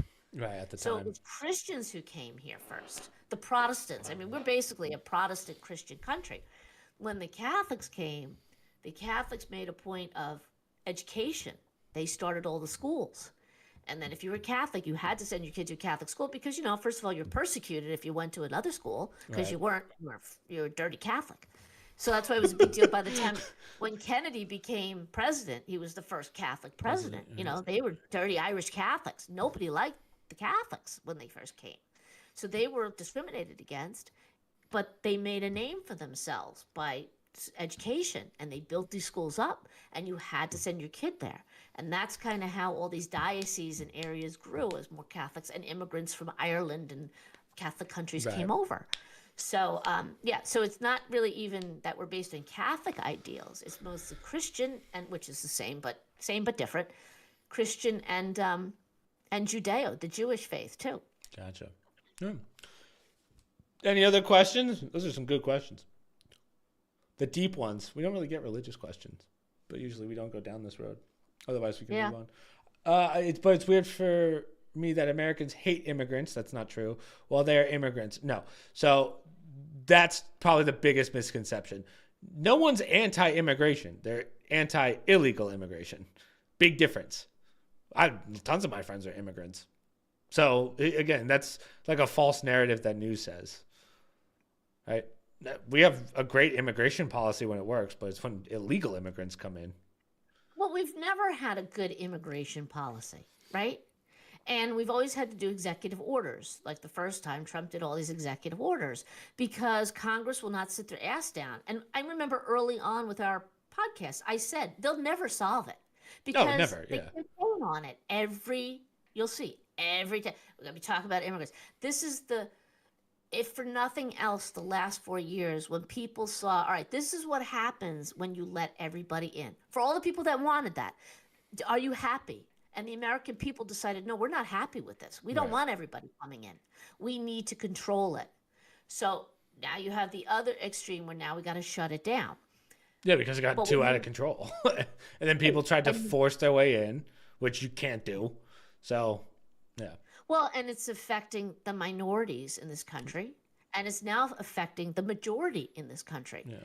Jobs are so between scary. illegal immigration and AI taking everything over, there's not much time left. Well, and that's why they say you got to get these people out. And in all fairness, there are plenty of people, wonderful immigrants, who have waited 10 years to become citizens.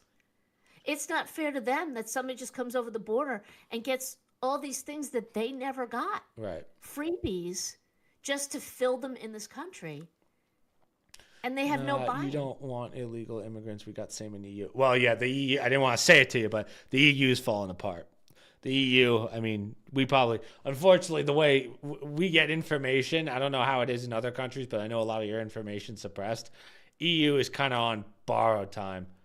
But be honest, you guys are bad in telling that message. Well, yeah, because, it's not even when you say us, it's really just our politicians, because watching our politicians try and yell at each other about immigration, to your point, the message never gets across that you're pro-immigration, just not illegal immigration. So, But we are a country of immigrants. I mean, that exactly. Our country is made up of immigrants. I'm a child of immigrants. Christopher is a child of immigrants. Our family came, from overseas. There aren't as many people as you would think anymore that came over in the Mayflower. There are those people in this country, but most of this country is made up of immigrants. But, when my grandmother came, she went through Ellis Island. She had to stay there. She had her eyeballs checked. She was poked. She was prodded. She earned coming here. Did she want to leave her home country? No, but she knew that she had opportunities here. Not that stuff was going to be handed to her. There's a difference between that type of immigrant and other immigrants who, not their fault, but they're like, hey, you're going to give me a free cell phone, a car?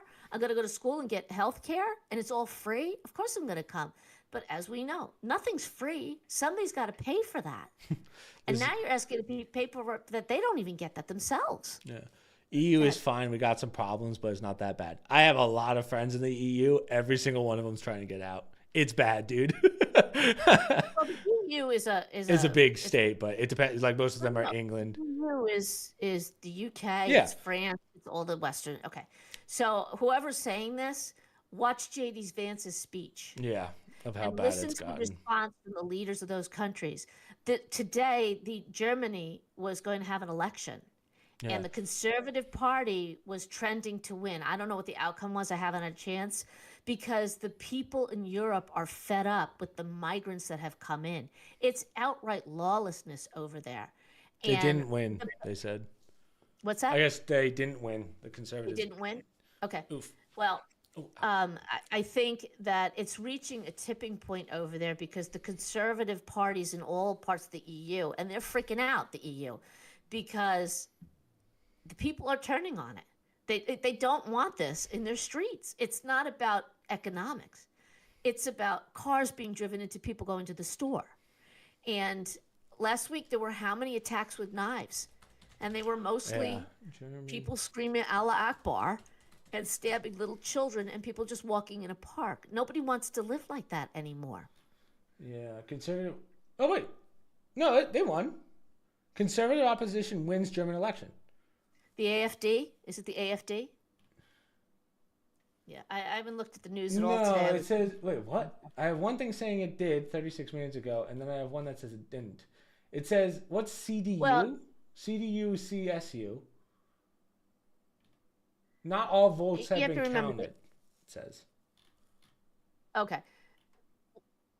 It's called Alternative for Germany, the AFD. That's the conservative How do you know party, that? if you will. The AFD? Yeah, how do you know that?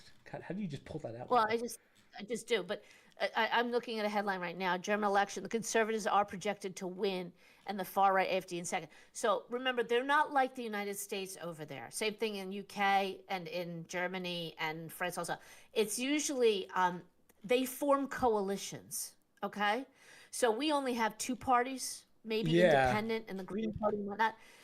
Theirs works differently. So what they do is they have consortiums. So all the conservatives win, not one party. So like right now, Nigel Farage in the UK, he formed a party. They are dominating right now in a lot of polling. They haven't had an Oh. election yet, but they wind up joining with, say, the Scottish German Conservative Party and the Scottish or the Irish Middle Party. That's how they win How does a that work? consensus. I'm looking at it and how it works. They have like a thing. Here, hold on. I'll throw it up real fast for those. It's gonna cover our faces a little bit, but depending on what you're watching. So if you're on TikTok, this is gonna look a little weird, but it looks like I'll cover my face. It looks like this, and then it has. I know mom can't see it, but dude, It's it's even more political than we have because you have to form coalitions, and that's how you gain power. And then the conservative groups, I'm generalizing, but then the conservative groups together, they pick a leader. It's usually somebody who's been leading the most that is conservative a party. wild way of making that work. But yes, I see.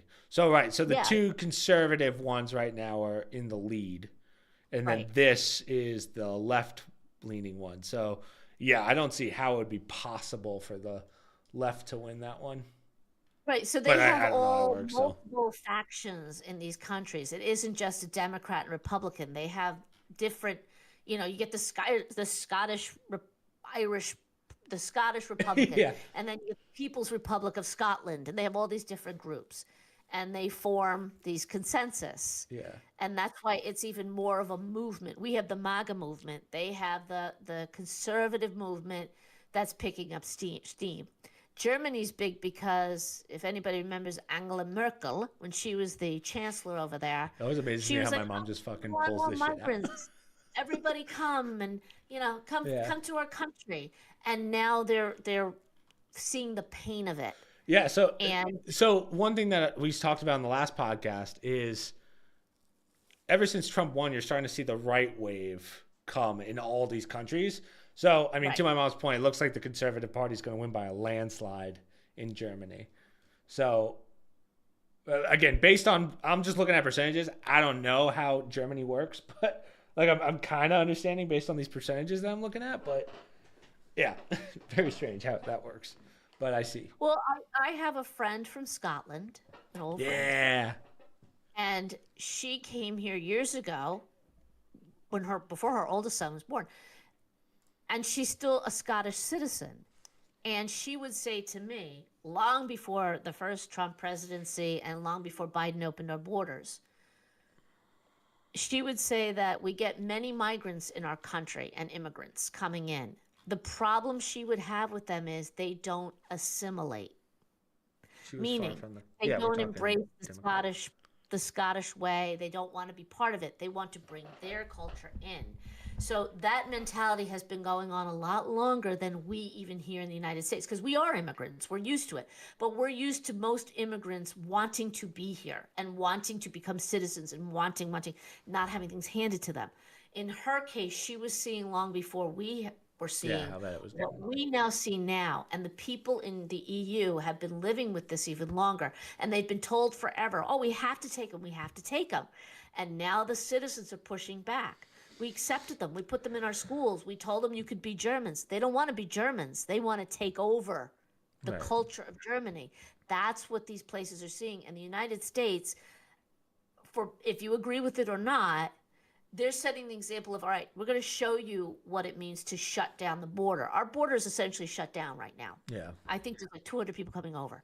So now it's a process of showing that let's bring law and order back to these cities, to these, areas, and clean up the sense that keep the people who want to assimilate. If you want to be here, you want to buy into it, we want you. If you're just coming to stab people and rape women, walking. Can't use that word on YouTube, Mom. Thanks for that. Sorry. Can't bleep it. I'm sorry, I forgot. If you want to cause trouble, then that's a problem. That's not what we want here. That's exactly what's going over in Europe right now. I gotta start giving you the warning because they take away our monetization. Mom, I won't be able to eat if you say words like that. Well, I'll send you money. I gotta make my mom feel bad when she starts using the big words. You have to remind me of that before we do these live podcasts, because I do forget. Mom, because of you, I can't eat tomorrow. Thanks. She was fine. Yeah, my mom said that she was not a conservative. The German lady you were talking about. Merkel? No, was it Merkel? Angela Merkel? Yeah, Merkel was a right party, but she wasn't, right? She's a rhino, our version of a rhino. Yeah, kind of like that. Yeah, she was. Yes. Yeah. Any other questions before we move on to less political stuff? Nothing that's gonna make me say banned words. Yeah. Like when my mom's like, they have rights now? I'm like, Ma, you can't. Ma, you can't be throwing that out. Oh, please, come was on. still right wing. Yeah, but so is Mitch McConnell. He's right wing too, but he makes every left decision. That guy's got to go. Just because you're labeled as right doesn't mean you make decisions that are conservative. Well, our labeling is changing in this country. Yeah. Over the last 8 years, we've seen a whole different political party emerge. And, they're calling it a MAGA party. It goes back to the Tea Party. Yeah. Long before Donald Trump came down the escalator. This has been percolating in our nation for quite a while now.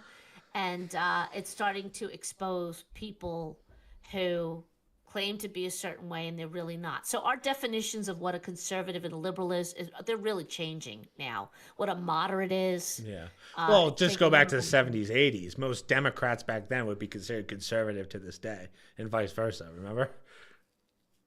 I would say even more. I would say the 60s. 60s, 70s. The Kennedys were considered moderate Democrats back then. Now, I wouldn't say that, but... It's simple. USA right wing has different opinions for a right wing party. What right wing? Well, yeah. I mean, it depends on the laws and every country is going to be different, but you still have like a fundamental definition in every country what you would consider right and left. But again, unfortunately, you don't have anything down the middle anymore. You used to have independent, but independence kind of. I mean, now it's like even that party, I would say, is more conservative now than it's ever been. Well, similar to what we're saying about the EU, when we were just talking about Germany and how they have all these different factions, okay? Yeah. We are seeing that in our country now. There are different degrees of Republicans. There's the Freedom Caucus. There's the Mitch McConnell, the Rhinos. We have our own little pockets that we've come up with the names. They don't officially call themselves. Right. I mean, the Freedom Caucus. There's the Black Caucus. There's, a group of representatives who just feel like they want to form a specific caucus just representing a certain group. You have that in different parties now. We're starting to see that. There are moderate Democrats. There are extreme, we call it the, what they call it, the five, the women. The View. No. The View Party. Whoopi Goldberg. AOC and what's her name? I don't even Presley know. and Ilhan Omar. Anyhow, there's that group in the Democratic Party. There are all different groups that are forming. It's still just two basic parties, Yeah. but Well, there's more and than then two. we You have the independent, but an independent hasn't won in how 100 years plus. When was the last time an independent won presidency? Has it ever happened? we have senators who have been independents, Yeah, but and I we mean have presidency. now. No, because it comes down to money. Exactly. Yeah. So that's why they need the backing of somebody, and that's why you still have the two parties. But that's my point. Politics is always on a spectrum, Yeah. whether it's the EU or America.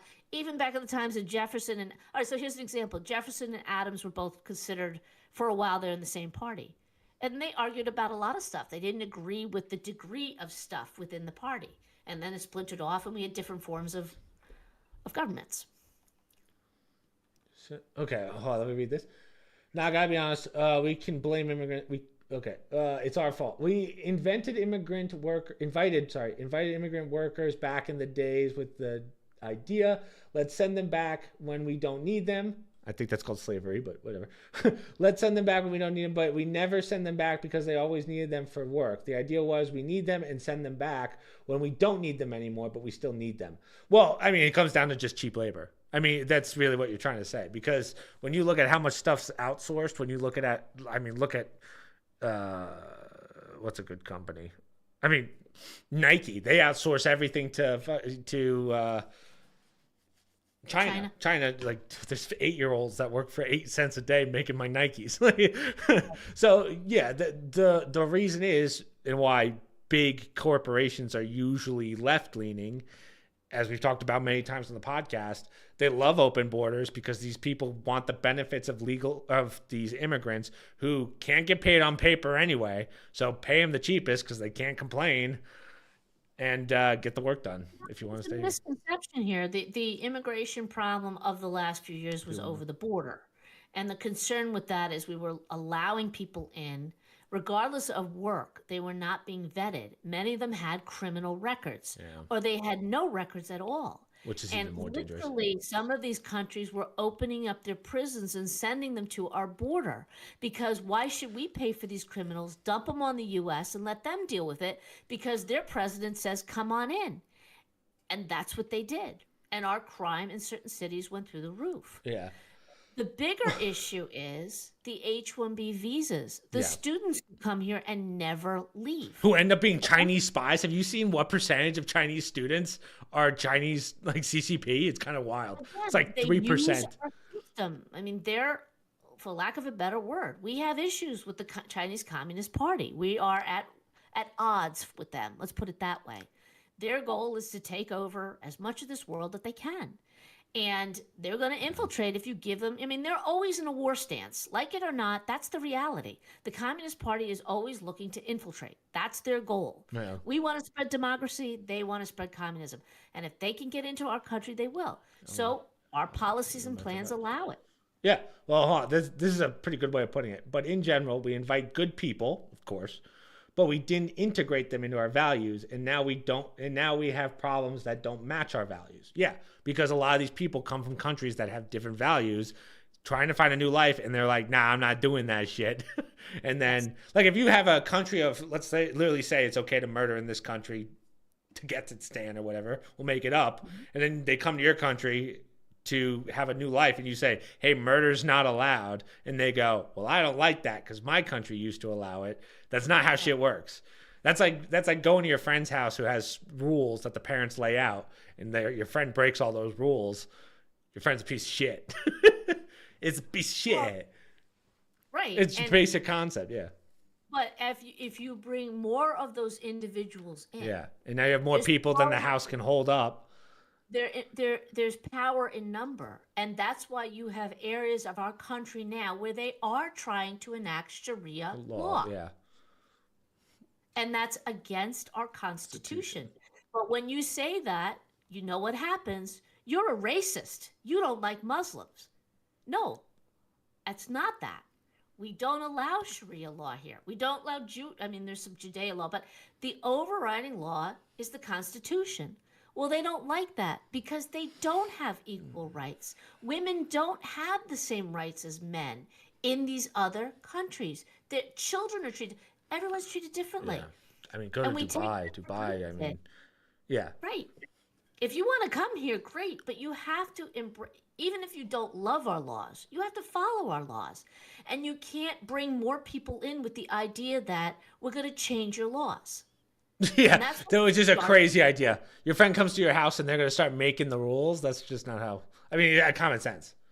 No, okay, no offense. Did you vote for Trump and accept? Yeah, I mean, everyone did.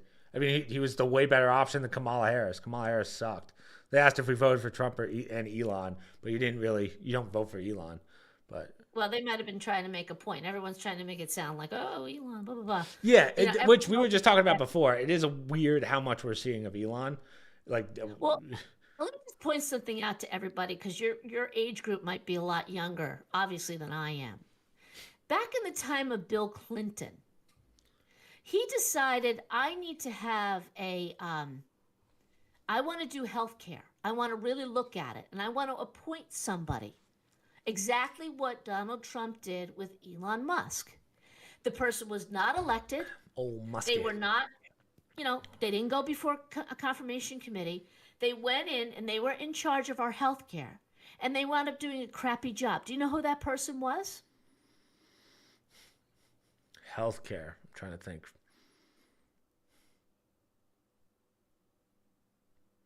Healthcare in the early 2000s. Well, I'll tell no, you. No, it's before that. 95 probably.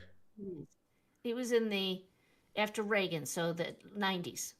I'll tell you, it was Hillary Clinton. Oh, it was Hillary. He made his own wife Yes. the head of So healthcare. for all these people screaming about Elon Musk, okay? Every president has done it. But I want to give you that. She had not been sent, she was not elected to any position at that point in her life. All she was the governor's wife who became the first lady. And he decided to put her in charge of our entire healthcare system and try and rework it. And it was a mess. She couldn't even do it. It was just a mess. It wound up not doing anything, disbanded, and the rest is history. But for all the individuals, and there's others, I just know she's the most well known of a lot of people, exactly like Elon Musk, Yeah. right? She didn't stay in her lane either, which Yeah. worked out well for her. Well, I hope Doge goes through some of the Clinton stuff pretty soon. They're gonna overturn some skeletons there. Yeah, but Trump and Musk seem to be supporting Russia at the moment. America is known for hating Russia. Ooh, no. So, I mean, you're getting into the Ukraine war. I mean, I think, well, first off, there's a lot of factors to that. I don't know if supporting Russia is the right word. I think you're just trying to get a war to stop, and Zelensky doesn't have any power to stop the war, so that's why you go to Putin, because he's the one that's going to stop the war. But if you know the history of why this whole war started, technically Putin did have the right. Not even technically, he. I mean, Ukraine broke the peace pact, leaving the USSR, trying to go to. Well, yeah, is it technically USSR trying to go into NATO? We were past that. They wanted Yeah. they wanted to put into NATO. Yeah. So Ukraine ended up breaking that treaty. So again, that was the rule. So Putin had every right to go into Ukraine. Probably didn't do it the right way. I think we can all agree on that. But I mean, from a war standpoint, I mean, technically Ukraine broke their treaty. So you do it that way you will. It's not our laws. That's just how that works. You can't underestimate the fact that there were shenanigans going on with our government that we do not know yet with Yeah. Ukraine. Which is going to be completely. There's a reason why Putin did not advance on Ukraine the first time Trump was in office. There's a reason why Putin did it When when the Biden next was, or administration Biden was in, in. yeah. Because they were being allowed to do things in Ukraine. And again, there's a lot of question marks as to what was the relationship with Ukraine and that administration, right? We still don't know what was going on. Yeah. I will say this, we do have a hand in the United States in the mess that happened in Ukraine. And it's not good. And I don't believe the citizens in our country wanted it. It was being done by unelected officials Absolutely. who got involved in the political we do that too often as a nation. We've had too many presidents who want to get involved in regime change, and we're finding that with Doge. They're uncovering money that is being used as, quote unquote. Well, you saw Zelensky said like they didn't get $100 billion or something like that. Remember the billions that we gave? And Zelensky's like, so again, that's completely on America, but where'd that money go? Well, and that's Zelensky using his leverage to say, I know where it went. Yeah, smart. I know where it went. Again, the good thing is, I think this war is going to come to an end pretty soon. The question is, what's going to be traded off? Because it's going to come down. Every war ends in a certain amount of territory being given somewhere or taken. And do you know what they're negotiating right now in general? Exactly what was negotiated 2 years ago. Yeah. 1 million men had to die. Yeah, which is a shame, yeah. But... And that's politics for you. Yeah. That has nothing to do with land, has nothing to do with people want or don't want, whether they're Russian or Ukrainian. That's just pure politics, murdering people. That's what it comes down to. And it has to stop. At least in our part, I would like to see us get out of a lot of stuff that we seem to put our hands in other nations. I don't, we said a long time ago, Chris, I don't care about Ukraine. Our border was being overrun. Yeah, we had other problems. And they're not even part of our, well, the real issue is why are we getting involved at all? They're not an ally, right? We were doing it out of the kindness of our hearts, great, but we don't have 100 billion plus to give to people, right? We're already 34 trillion in debt, arguably lower now, but yes, we know the history very well. Right, because we stir a hornet's nest. The U.S. has a habit of doing that. And we did it with a country that's one of the most corrupt countries in the world. Yeah. You do that for a reason. And for people questioning what Doge is doing, whether you like it or not, you better, and if you don't think it's true, what they're uncovering, it's worth taking the time to research it because it's explaining to you why we get into these messes. I'm excited to go through the Pentagon. Once they go through the Pentagon, Mom, it's got like that. Again, I would rather us solve our problems first and see where we've been getting screwed for the last 100 years before we start looking into other stuff. But again, the Ukraine war, again, it's a shame. Obviously, deaths are terrible, but it's something we should have never gotten involved in. And arguably, the only reason we got involved in it was because Biden's freaking son was an executive over there at an oil company. Keep this in mind, with J.D. Vance in his speech, one of his comments was, why do we give money to defend Germany when they don't defend free speech? Now, let's back that up a minute. Why am I giving money to Germany at all for their defense? Why does the U.S. do that? Are they an ally? I don't know all the allies. Yeah. Part of NATO. It's part of Right. funding. It's part of If it's everything. part of NATO, then I get it. But to your point, it's the U.S. puts in more money for NATO, but we never get anything returned. So it's like, why are we doing this? Which is why we pull out of it every time Trump's in office. More money. And to his point, we're these allies of ours, are they really allies? They don't support the things that we support anymore. So why am I giving NATO money? And I agree. And next, let alone our servicemen going over there and fighting. So personally, I'm at that point after I see all the waste, fraud, and corruption, and I see what's going on. And Germany has the right to decide their own future. I'm not going to tell them. Yeah, it's their country. Do what you want. Whatever. Yeah. But if I'm paying for it, you're damn right I have The to only say. reason for America to get involved in any other country is because we're going to get something out of it. That's really what it comes down to. Otherwise, we probably don't care. Well, it's an offshoot of world wars and things in the past. So yeah, you have to have each other's back, right? Of course. We have Israel's back. But it's supposed to be a shared experience.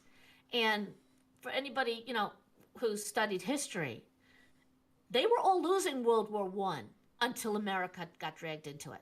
They were all losing World War II until the U.S. came in and saved them. We keep saving their asses over there. I mean, to their credit, they fight hard, they do their best, but every time it's literally our blood that goes over there and has saved them. You got to admit, Canada did help us towards the end there in World War II. Canada came in. They came in strong and they helped us towards the end. Give us that push. Turn the tide. Right. Similar to us with our revolution. The French came in. But the French didn't help us until we proved that we could beat UK, Great Britain. And we started to win some major battles, and then the French came in and, wiped it. we finished the job. Right. Same thing with NATO. We formed an alliance because we learned 2 times. All it takes is for a Hitler and a couple of the Mussolini, a couple of bad guys, to wreak havoc Yeah. over there in the EU. And right now, they're spending more money bringing in migrants that are killing their people and doling it out. If they were attacked, we're the ones who are going to get stuck going. Because, again, why? If you want to bring them in, fine. But I have to agree with the vice president. I don't want to pay for I still think NATO's a waste now. I think NATO's such a waste. We put too much money into it for very little in return, and we pay more than anyone else, and yet they still ask us for stuff and blame us for stuff. So, I'm completely... I don't care if it was Biden in or Kamala in. Get us out of NATO. It's fucking useless. or make everybody have an equal Share, yeah.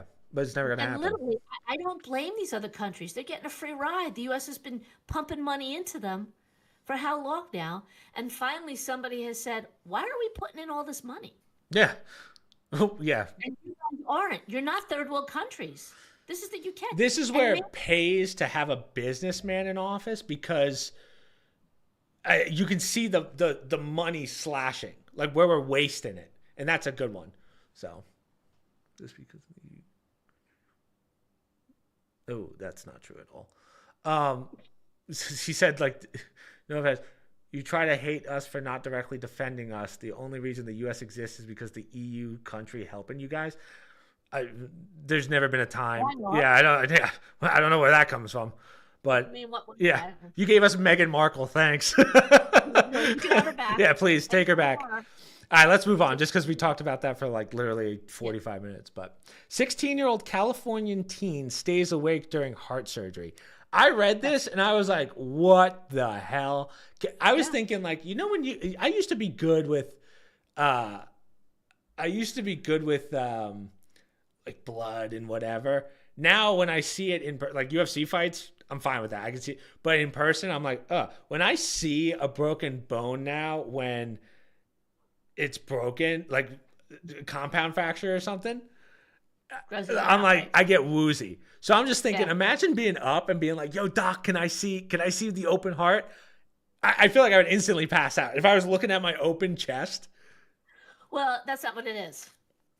Right? That's not what the... I know. I'm just thinking, I'm like, because that's what instantly came to mind. I was like, the first thing I want to say, I don't know, do you have the picture of the article? I do. Yeah. All right.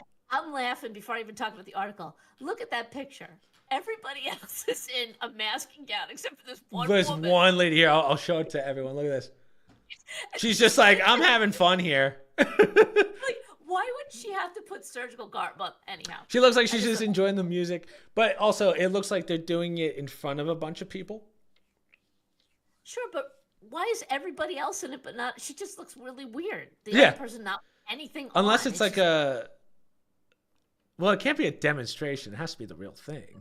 It's the thing. So his name is Ian Long. He's 16 years old. When he was younger, he developed, or they found that he had an arrhythmia. Arrhythmia is a normal heartbeat, right? And after they did some more checking on this arrhythmia, it turns out he was diagnosed with ventricular tachycardia. So apparently it is life-threatening. It causes the heart to beat really fast. Right. Okay. I don't know that he noticed it, but they never knew he had this, and all of a sudden it became an issue. So they wound up, he was in New Jersey, they wound up moving out west. There was no genetic link to this. There was no structural issues. They have no idea why. I'm not going to go into conspiracy theories and why. Well, it's got to be I would think that would be a brain problem, right? I would think that the brain would... Something about the brain's not connecting to the heart properly, which is why No, there's actual tissue there that's causing it. Reason being, his was severe. He had a 25% abnormal beat. Oh, so it's more than just the rhythm being off.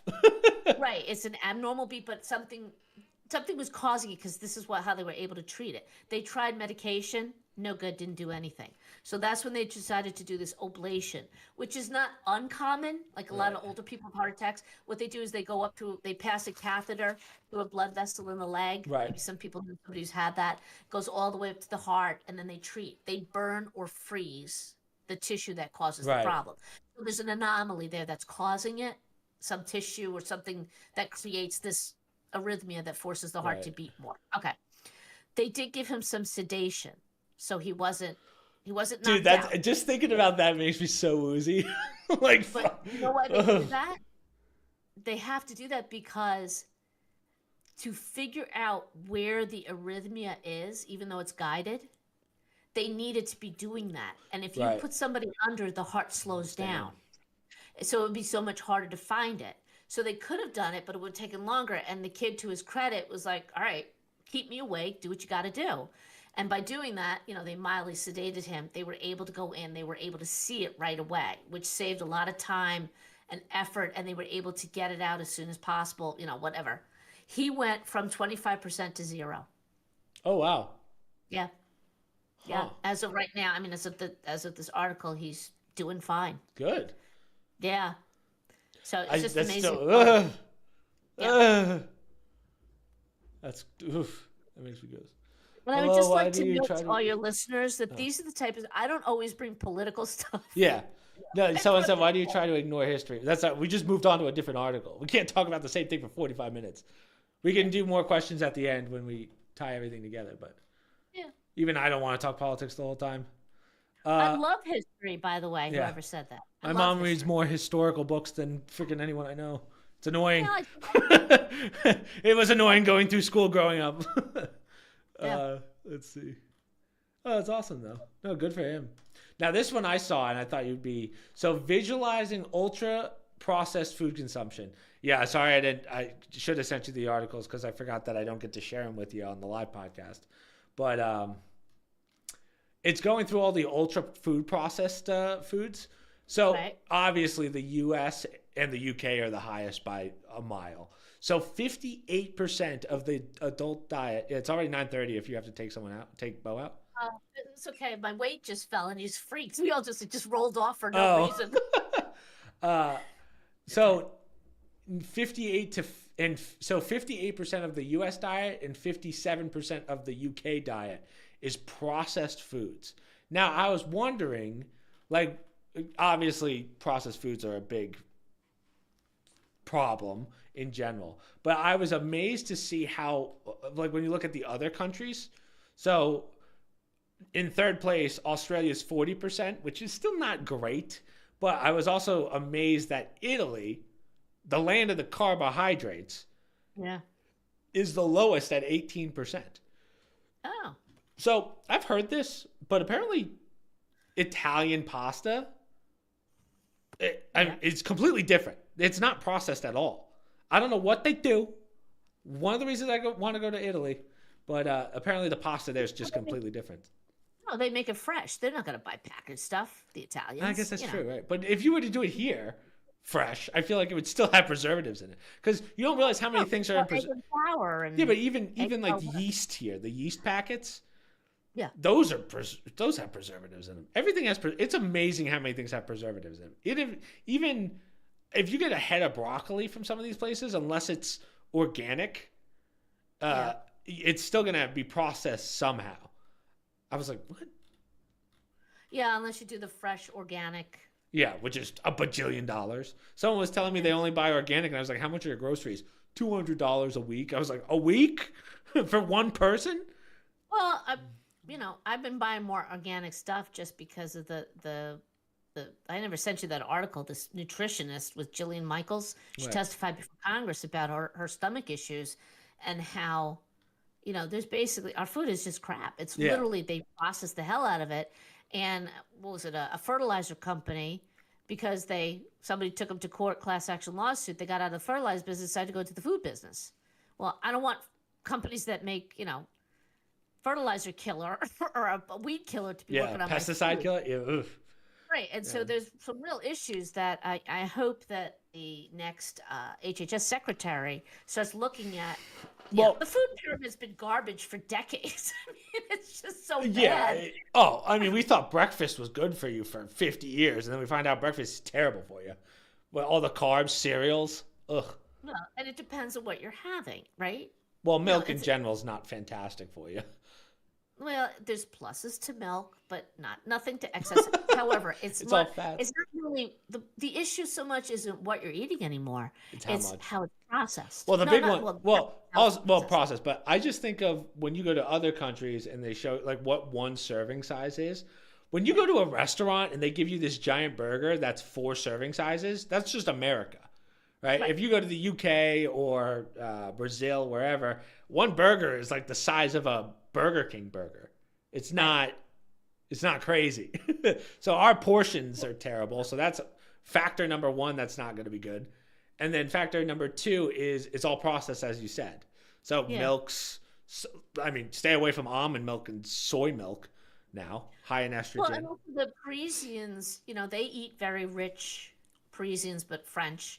They eat very rich food, right? And you would think that they would have high cholesterol. They don't eat things on the run, and they Right. don't eat large portions. So they eat good food, and I'm generalizing, but they're known for good food, but small portions. If you go to a French, to your point, you go to a French restaurant, you're not getting an enormous burger on a plate. Yeah. You're getting well cut meat, blah, blah, blah, or you're getting a small size. They just eat normal portions. And they would never eat something out of a bag. They sit down and eat. Even snacks for kids. They don't, it's just not their way to rip open a package and have it. Maybe it's getting worse as companies similar to here in America, they're pushing their fast, easy food. But, not to fault women, but a lot of it happened when women started going back to work. People didn't make their foods from scratch anymore. Yeah. It Well, just, they don't have time. the meal prep companies are always great, but if you get, I don't know, first off, they're kind of expensive for meal prep Very companies, but Yeah. also, I've never actually looked at the macros for it. I've never actually seen how many. I don't know if technically just because it's a healthy meal doesn't necessarily mean it's an unprocessed meal. So I would think if you're packaging stuff, Yeah, you have it to has preserve to it. have some level of preservatives in it or some process. So I'd have to really look at it. But to this things like I would love to be in Italy and see what's processed versus unprocessed there. Like I want to see how it's 18%. How would my diet change at 18%? Well, if the bulk of their food is, like pastas and whatnot, I don't know if that's true in Italy. Maybe that's just our preconceived notion. But if that's the bulk of their food, remember, Italy is the Mediterranean diet too. There's a lot of fish. There's a lot of not just Yeah, if you go carbs. to Indonesia or any of the Asian countries, it's a lot of fish and rice. Right. Yeah. And that's a whole different diet and what they do. But, there's nothing any unprocessed food is acceptable. I think as well, nothing to excess, right? You can't have steak every day. But a good clean piece of steak is good for you, right? It Yeah. is nothing bad. But the Pasta, 32-ounce steak, probably you don't need that.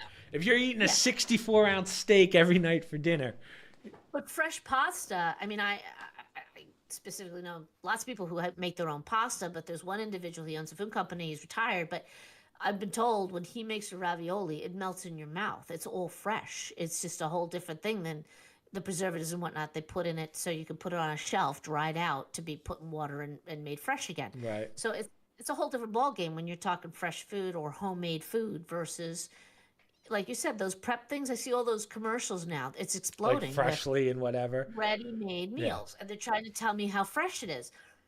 You have to preserve it, even if it's Yeah, vacuum packed. So, exactly. It's going to be on a shipment somewhere for it to get from California to New Jersey, wherever their thing is, right. depending on, obviously, there's a lot of factors there, but I'm just saying in general, there's And if got they to be don't use, something. and if they don't use preservatives, it's going to be expensive because they have to get it to you quickly. Yeah, So the exactly. price of it's going to go up. So, this is an But you know interesting. what you do need? You do need 2 hours of sunlight a day.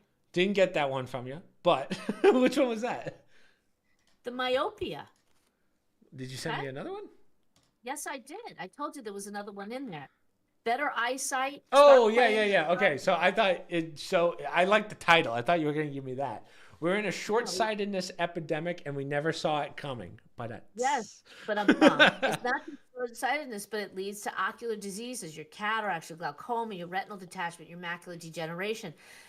I'll sum it up because we've been on a long time, but we're yeah, seeing it in younger and younger people, and more people having myopia, which is short-sightedness. I didn't realize this, but the shape of the eyeball changes. And part of the issue. Now, when I was younger, kids who were big readers usually had glasses, made them look quote unquote smart. Remember that? If you wore Nerds. glasses, well, if you wore glasses, you were probably smart because you read a lot. You know why? You're looking at one thing for a long period of time. Not good for the eyes. Yeah. Believe it or not, they need a break. We're having an explosion of it now. Why? Because babies are looking at a phone all day, right? Or Yeah, an the iPad kids. Yes, this is becoming a problem. And sunlight helps your eyes because the it helps it with the growing of them and the focusing of them, right? And obviously people aren't outside. When's the last time you were outside for 2 hours or a kid outside for 2 hours? We My mentioned parents didn't Taiwan. let me go outside. My mom wouldn't let me anywhere near the sun. Stop it. My mom wouldn't let me. But I mean, this is the big problem because you can't fix it. You know, once it happens, you can't reverse it. Yeah. And we have a whole generation of young people that are fixated, let alone when they were in school for 2 years staring at a computer, right? That was their day. So they want you to adopt the 2022 rule. 20 minutes of near work, 20 seconds focus on something at the distance. Ew. 20 seconds. And spend 2 hours each day. Taiwan has seen an improvement with their program TN 120. You are required at school to be outside for 120 minutes every day. Nice. They make the kids outside for 2 hours, right? All we had was handball in gym class. I was sweating by the end of that. Handball was sick. And we didn't go outside because, well, we did later on, because kids were outside all afternoon when they got home from school. That doesn't happen anymore. So they're not getting the sunlight and, let alone vitamin D, but also now for the eyes. I never realized this. To compound it from a young age, they're given screens in front of them in the car. They're given a screen when they're at school. They're given a screen when they're playing. People are constantly focusing in and reading too, if kids still read.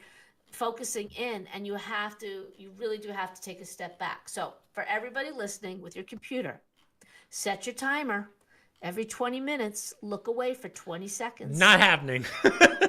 But nowadays computers are designed so that remember the old days where you would have what's called burn-in, where let's say you left the computer on for too long and you turned it off, it would burn into the screen. Now there's eye saver modes, there's a lot of other things. So I think if you have high-end monitors and say that again? It's all lies. Yeah. It's all lies. Yeah, maybe. But nowadays, I think computers are high-end enough, at least monitors and screens, that's not so much of a problem. But if you're on an old computer with an old monitor or a cheap monitor, I'm sure you're right. It probably messes your eyes up real bad. It doesn't matter what you're staring at. It's the fact that you're focused on one thing. Oh. Okay? So, in a small range. So the point is, as I said, you could be reading a book. I always look at my phone like this. I'm always like this on my phone. Well, the parents, it's pretty sad when you're listening to some of these parents who've kind of accepted, like, oh yeah, we always wondered why he would look at the phone with one eye. Okay? Or lean into the TV. Yeah. And it's so funny. Growing up for us kids, all you ever heard was, move away from the TV. You're sitting too close. Yeah. Every kid had to have their face like right up to the TV. Get away from the TV. And now we have VR goggles. So. Well, imagine that. What could that possibly do to people's eyes? So anyway, it's not about computers per se. It's just that's the mechanism. You're zoomed like right now. I've been staring at a small screen, so my eyes are focused on that. If I move back and stare at the wall, they open, and that's that change. Oh, I guess that makes sense. Yeah. Yeah. If you don't do it and you just focus on what you don't have it. And, your brother can tell you his trials and travails with eyesight and the things that he did to improve his vision. And he told me a long time ago that it helped him. And, that focusing, it's a process if you're not able to do it. Mm. And he's the one that had the glasses before all you guys. So, and that's not because of computer-based, it's just the way his eyes worked. But he knows a lot more about this than even I do because he experienced it and training his eyes to see things better, stuff that we take for granted. And now all these kids are doing it. Thank God I have perfect genetics and don't have to worry about Glasses. Well, you were adopted, so Oh shit! I knew it. no. All right. So, Nothing. how many questions do we have from people? Now that we're done, we could do one. Have you all ever thought about year 2030 and the fusion of human brain and AI called the singularity event? I don't think it'll happen that quickly. Like, I think when people say singularity event, maybe you'll see the start of it. I mean, technically, we've seen the start now with the people that are getting the Neuralink, but the concept that everyone by 2030 is going to have some form of a Neuralink, nah, it's unrealistic. That's like how they've been saying, year 2000 for the last 24 years. So. Me personally, I can't think past like each year because I'm getting up there. I don't know if I'll be around it. Yeah, 2030, yeah. What other questions do we have? Now's the time you can ask anything, just because we're wrapping it up. We already did, what, 2 hours, 10? When you're younger and people say like, oh, wait till the year 2000. We're all like, 2000? What You happens? think it's like a million years away. And I'm going to be, how old am I? 30-something? Oh, my God. And then you get there and now you're. Everything's going to be bombed. Well, when we talk about us finding a house, and I always say, like, our next house is not going to be a 30-year house. We've been in our house here 33 years. Well, why not? Because I'm 60. Yeah. I'm not going to be 93 years old in my next house. Not going to happen. So odds are I might not even be 73 in my next house. But, you know, it's a whole different perspective when you get to a certain age. Yeah. Sadly, it's like, good luck to you guys. Good luck to you with that AI. Hope it works out for you. Yeah. See, I think everyone left after we went on and on about Ukraine and stuff. Yeah. We'll give it a few minutes and then we can wrap things Well, up. we did ask questions during Ukraine during our Yeah, but as I talk, said, so. most people don't want to listen to that for 45 minutes plus. Hey, you drag me into these things. They were good questions. It's just, I can only do so much. And then it becomes a circle of who's got the right history and who's got the wrong history. That's really what it just ends up coming down to. But it's tough. Like, it's tough to go by other countries because we know that their news is suppressed. Like, Canadians don't even know half the shit that's going on, and they're right above us because there's so many bans on what they can search on the internet. Well, we've been there too. Oh, yeah. We've had it here. We've had our fair share. And then we created VPNs. I don't even know everything about like Ukraine and whatnot. And that's part of the problem. I can't trust any information from some of these countries, what we get and what's not. And if we've learned nothing else, even the last few. If we learn anything, trust China and everything they say. Oh my God. No. Trust the CCP. No, I don't trust anybody anymore. I don't trust news. Like I said, I had a whole debate today with Mrs. Greta about Thomas Jefferson and his slave wife or slave girlfriend, Sally Hemings. And there's some people who say that they were actually her children. And there's evidence that says, no, he was not necessarily the father. So anyhow, I said, well, it's a good debate, but it all comes down to how legitimate are our sources. Yeah. No one, we can't run a DNA test now. Well, they do. Oh, do they? Do they have it? Oh. Well, if the DNA test says they're not, then I guess they're not. No, what it says is inconclusive. Somebody in the Jefferson family could be the father, not necessarily him. And that's when you get into anecdotal stuff.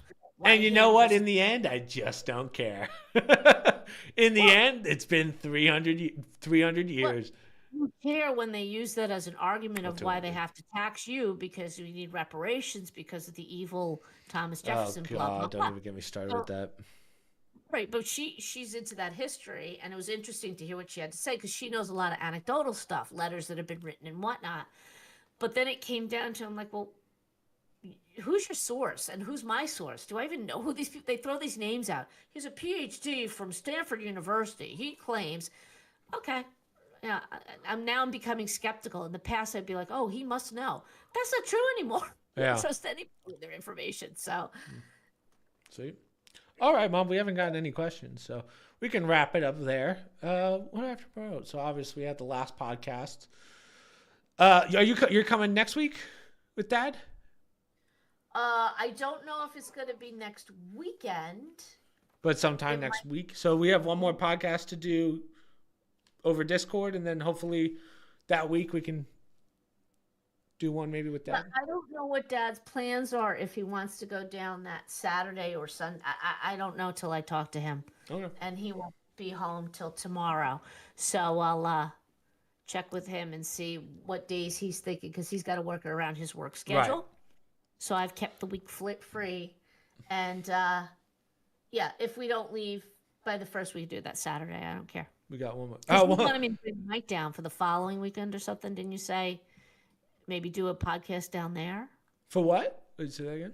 You had said to bring the mic down in case. Oh, yeah, because if we did a podcast here, you, me, and Dad, we just need the third microphone. One more podcast is in, but one more for the month before we, one more, and then you're down, and then back to regular schedule.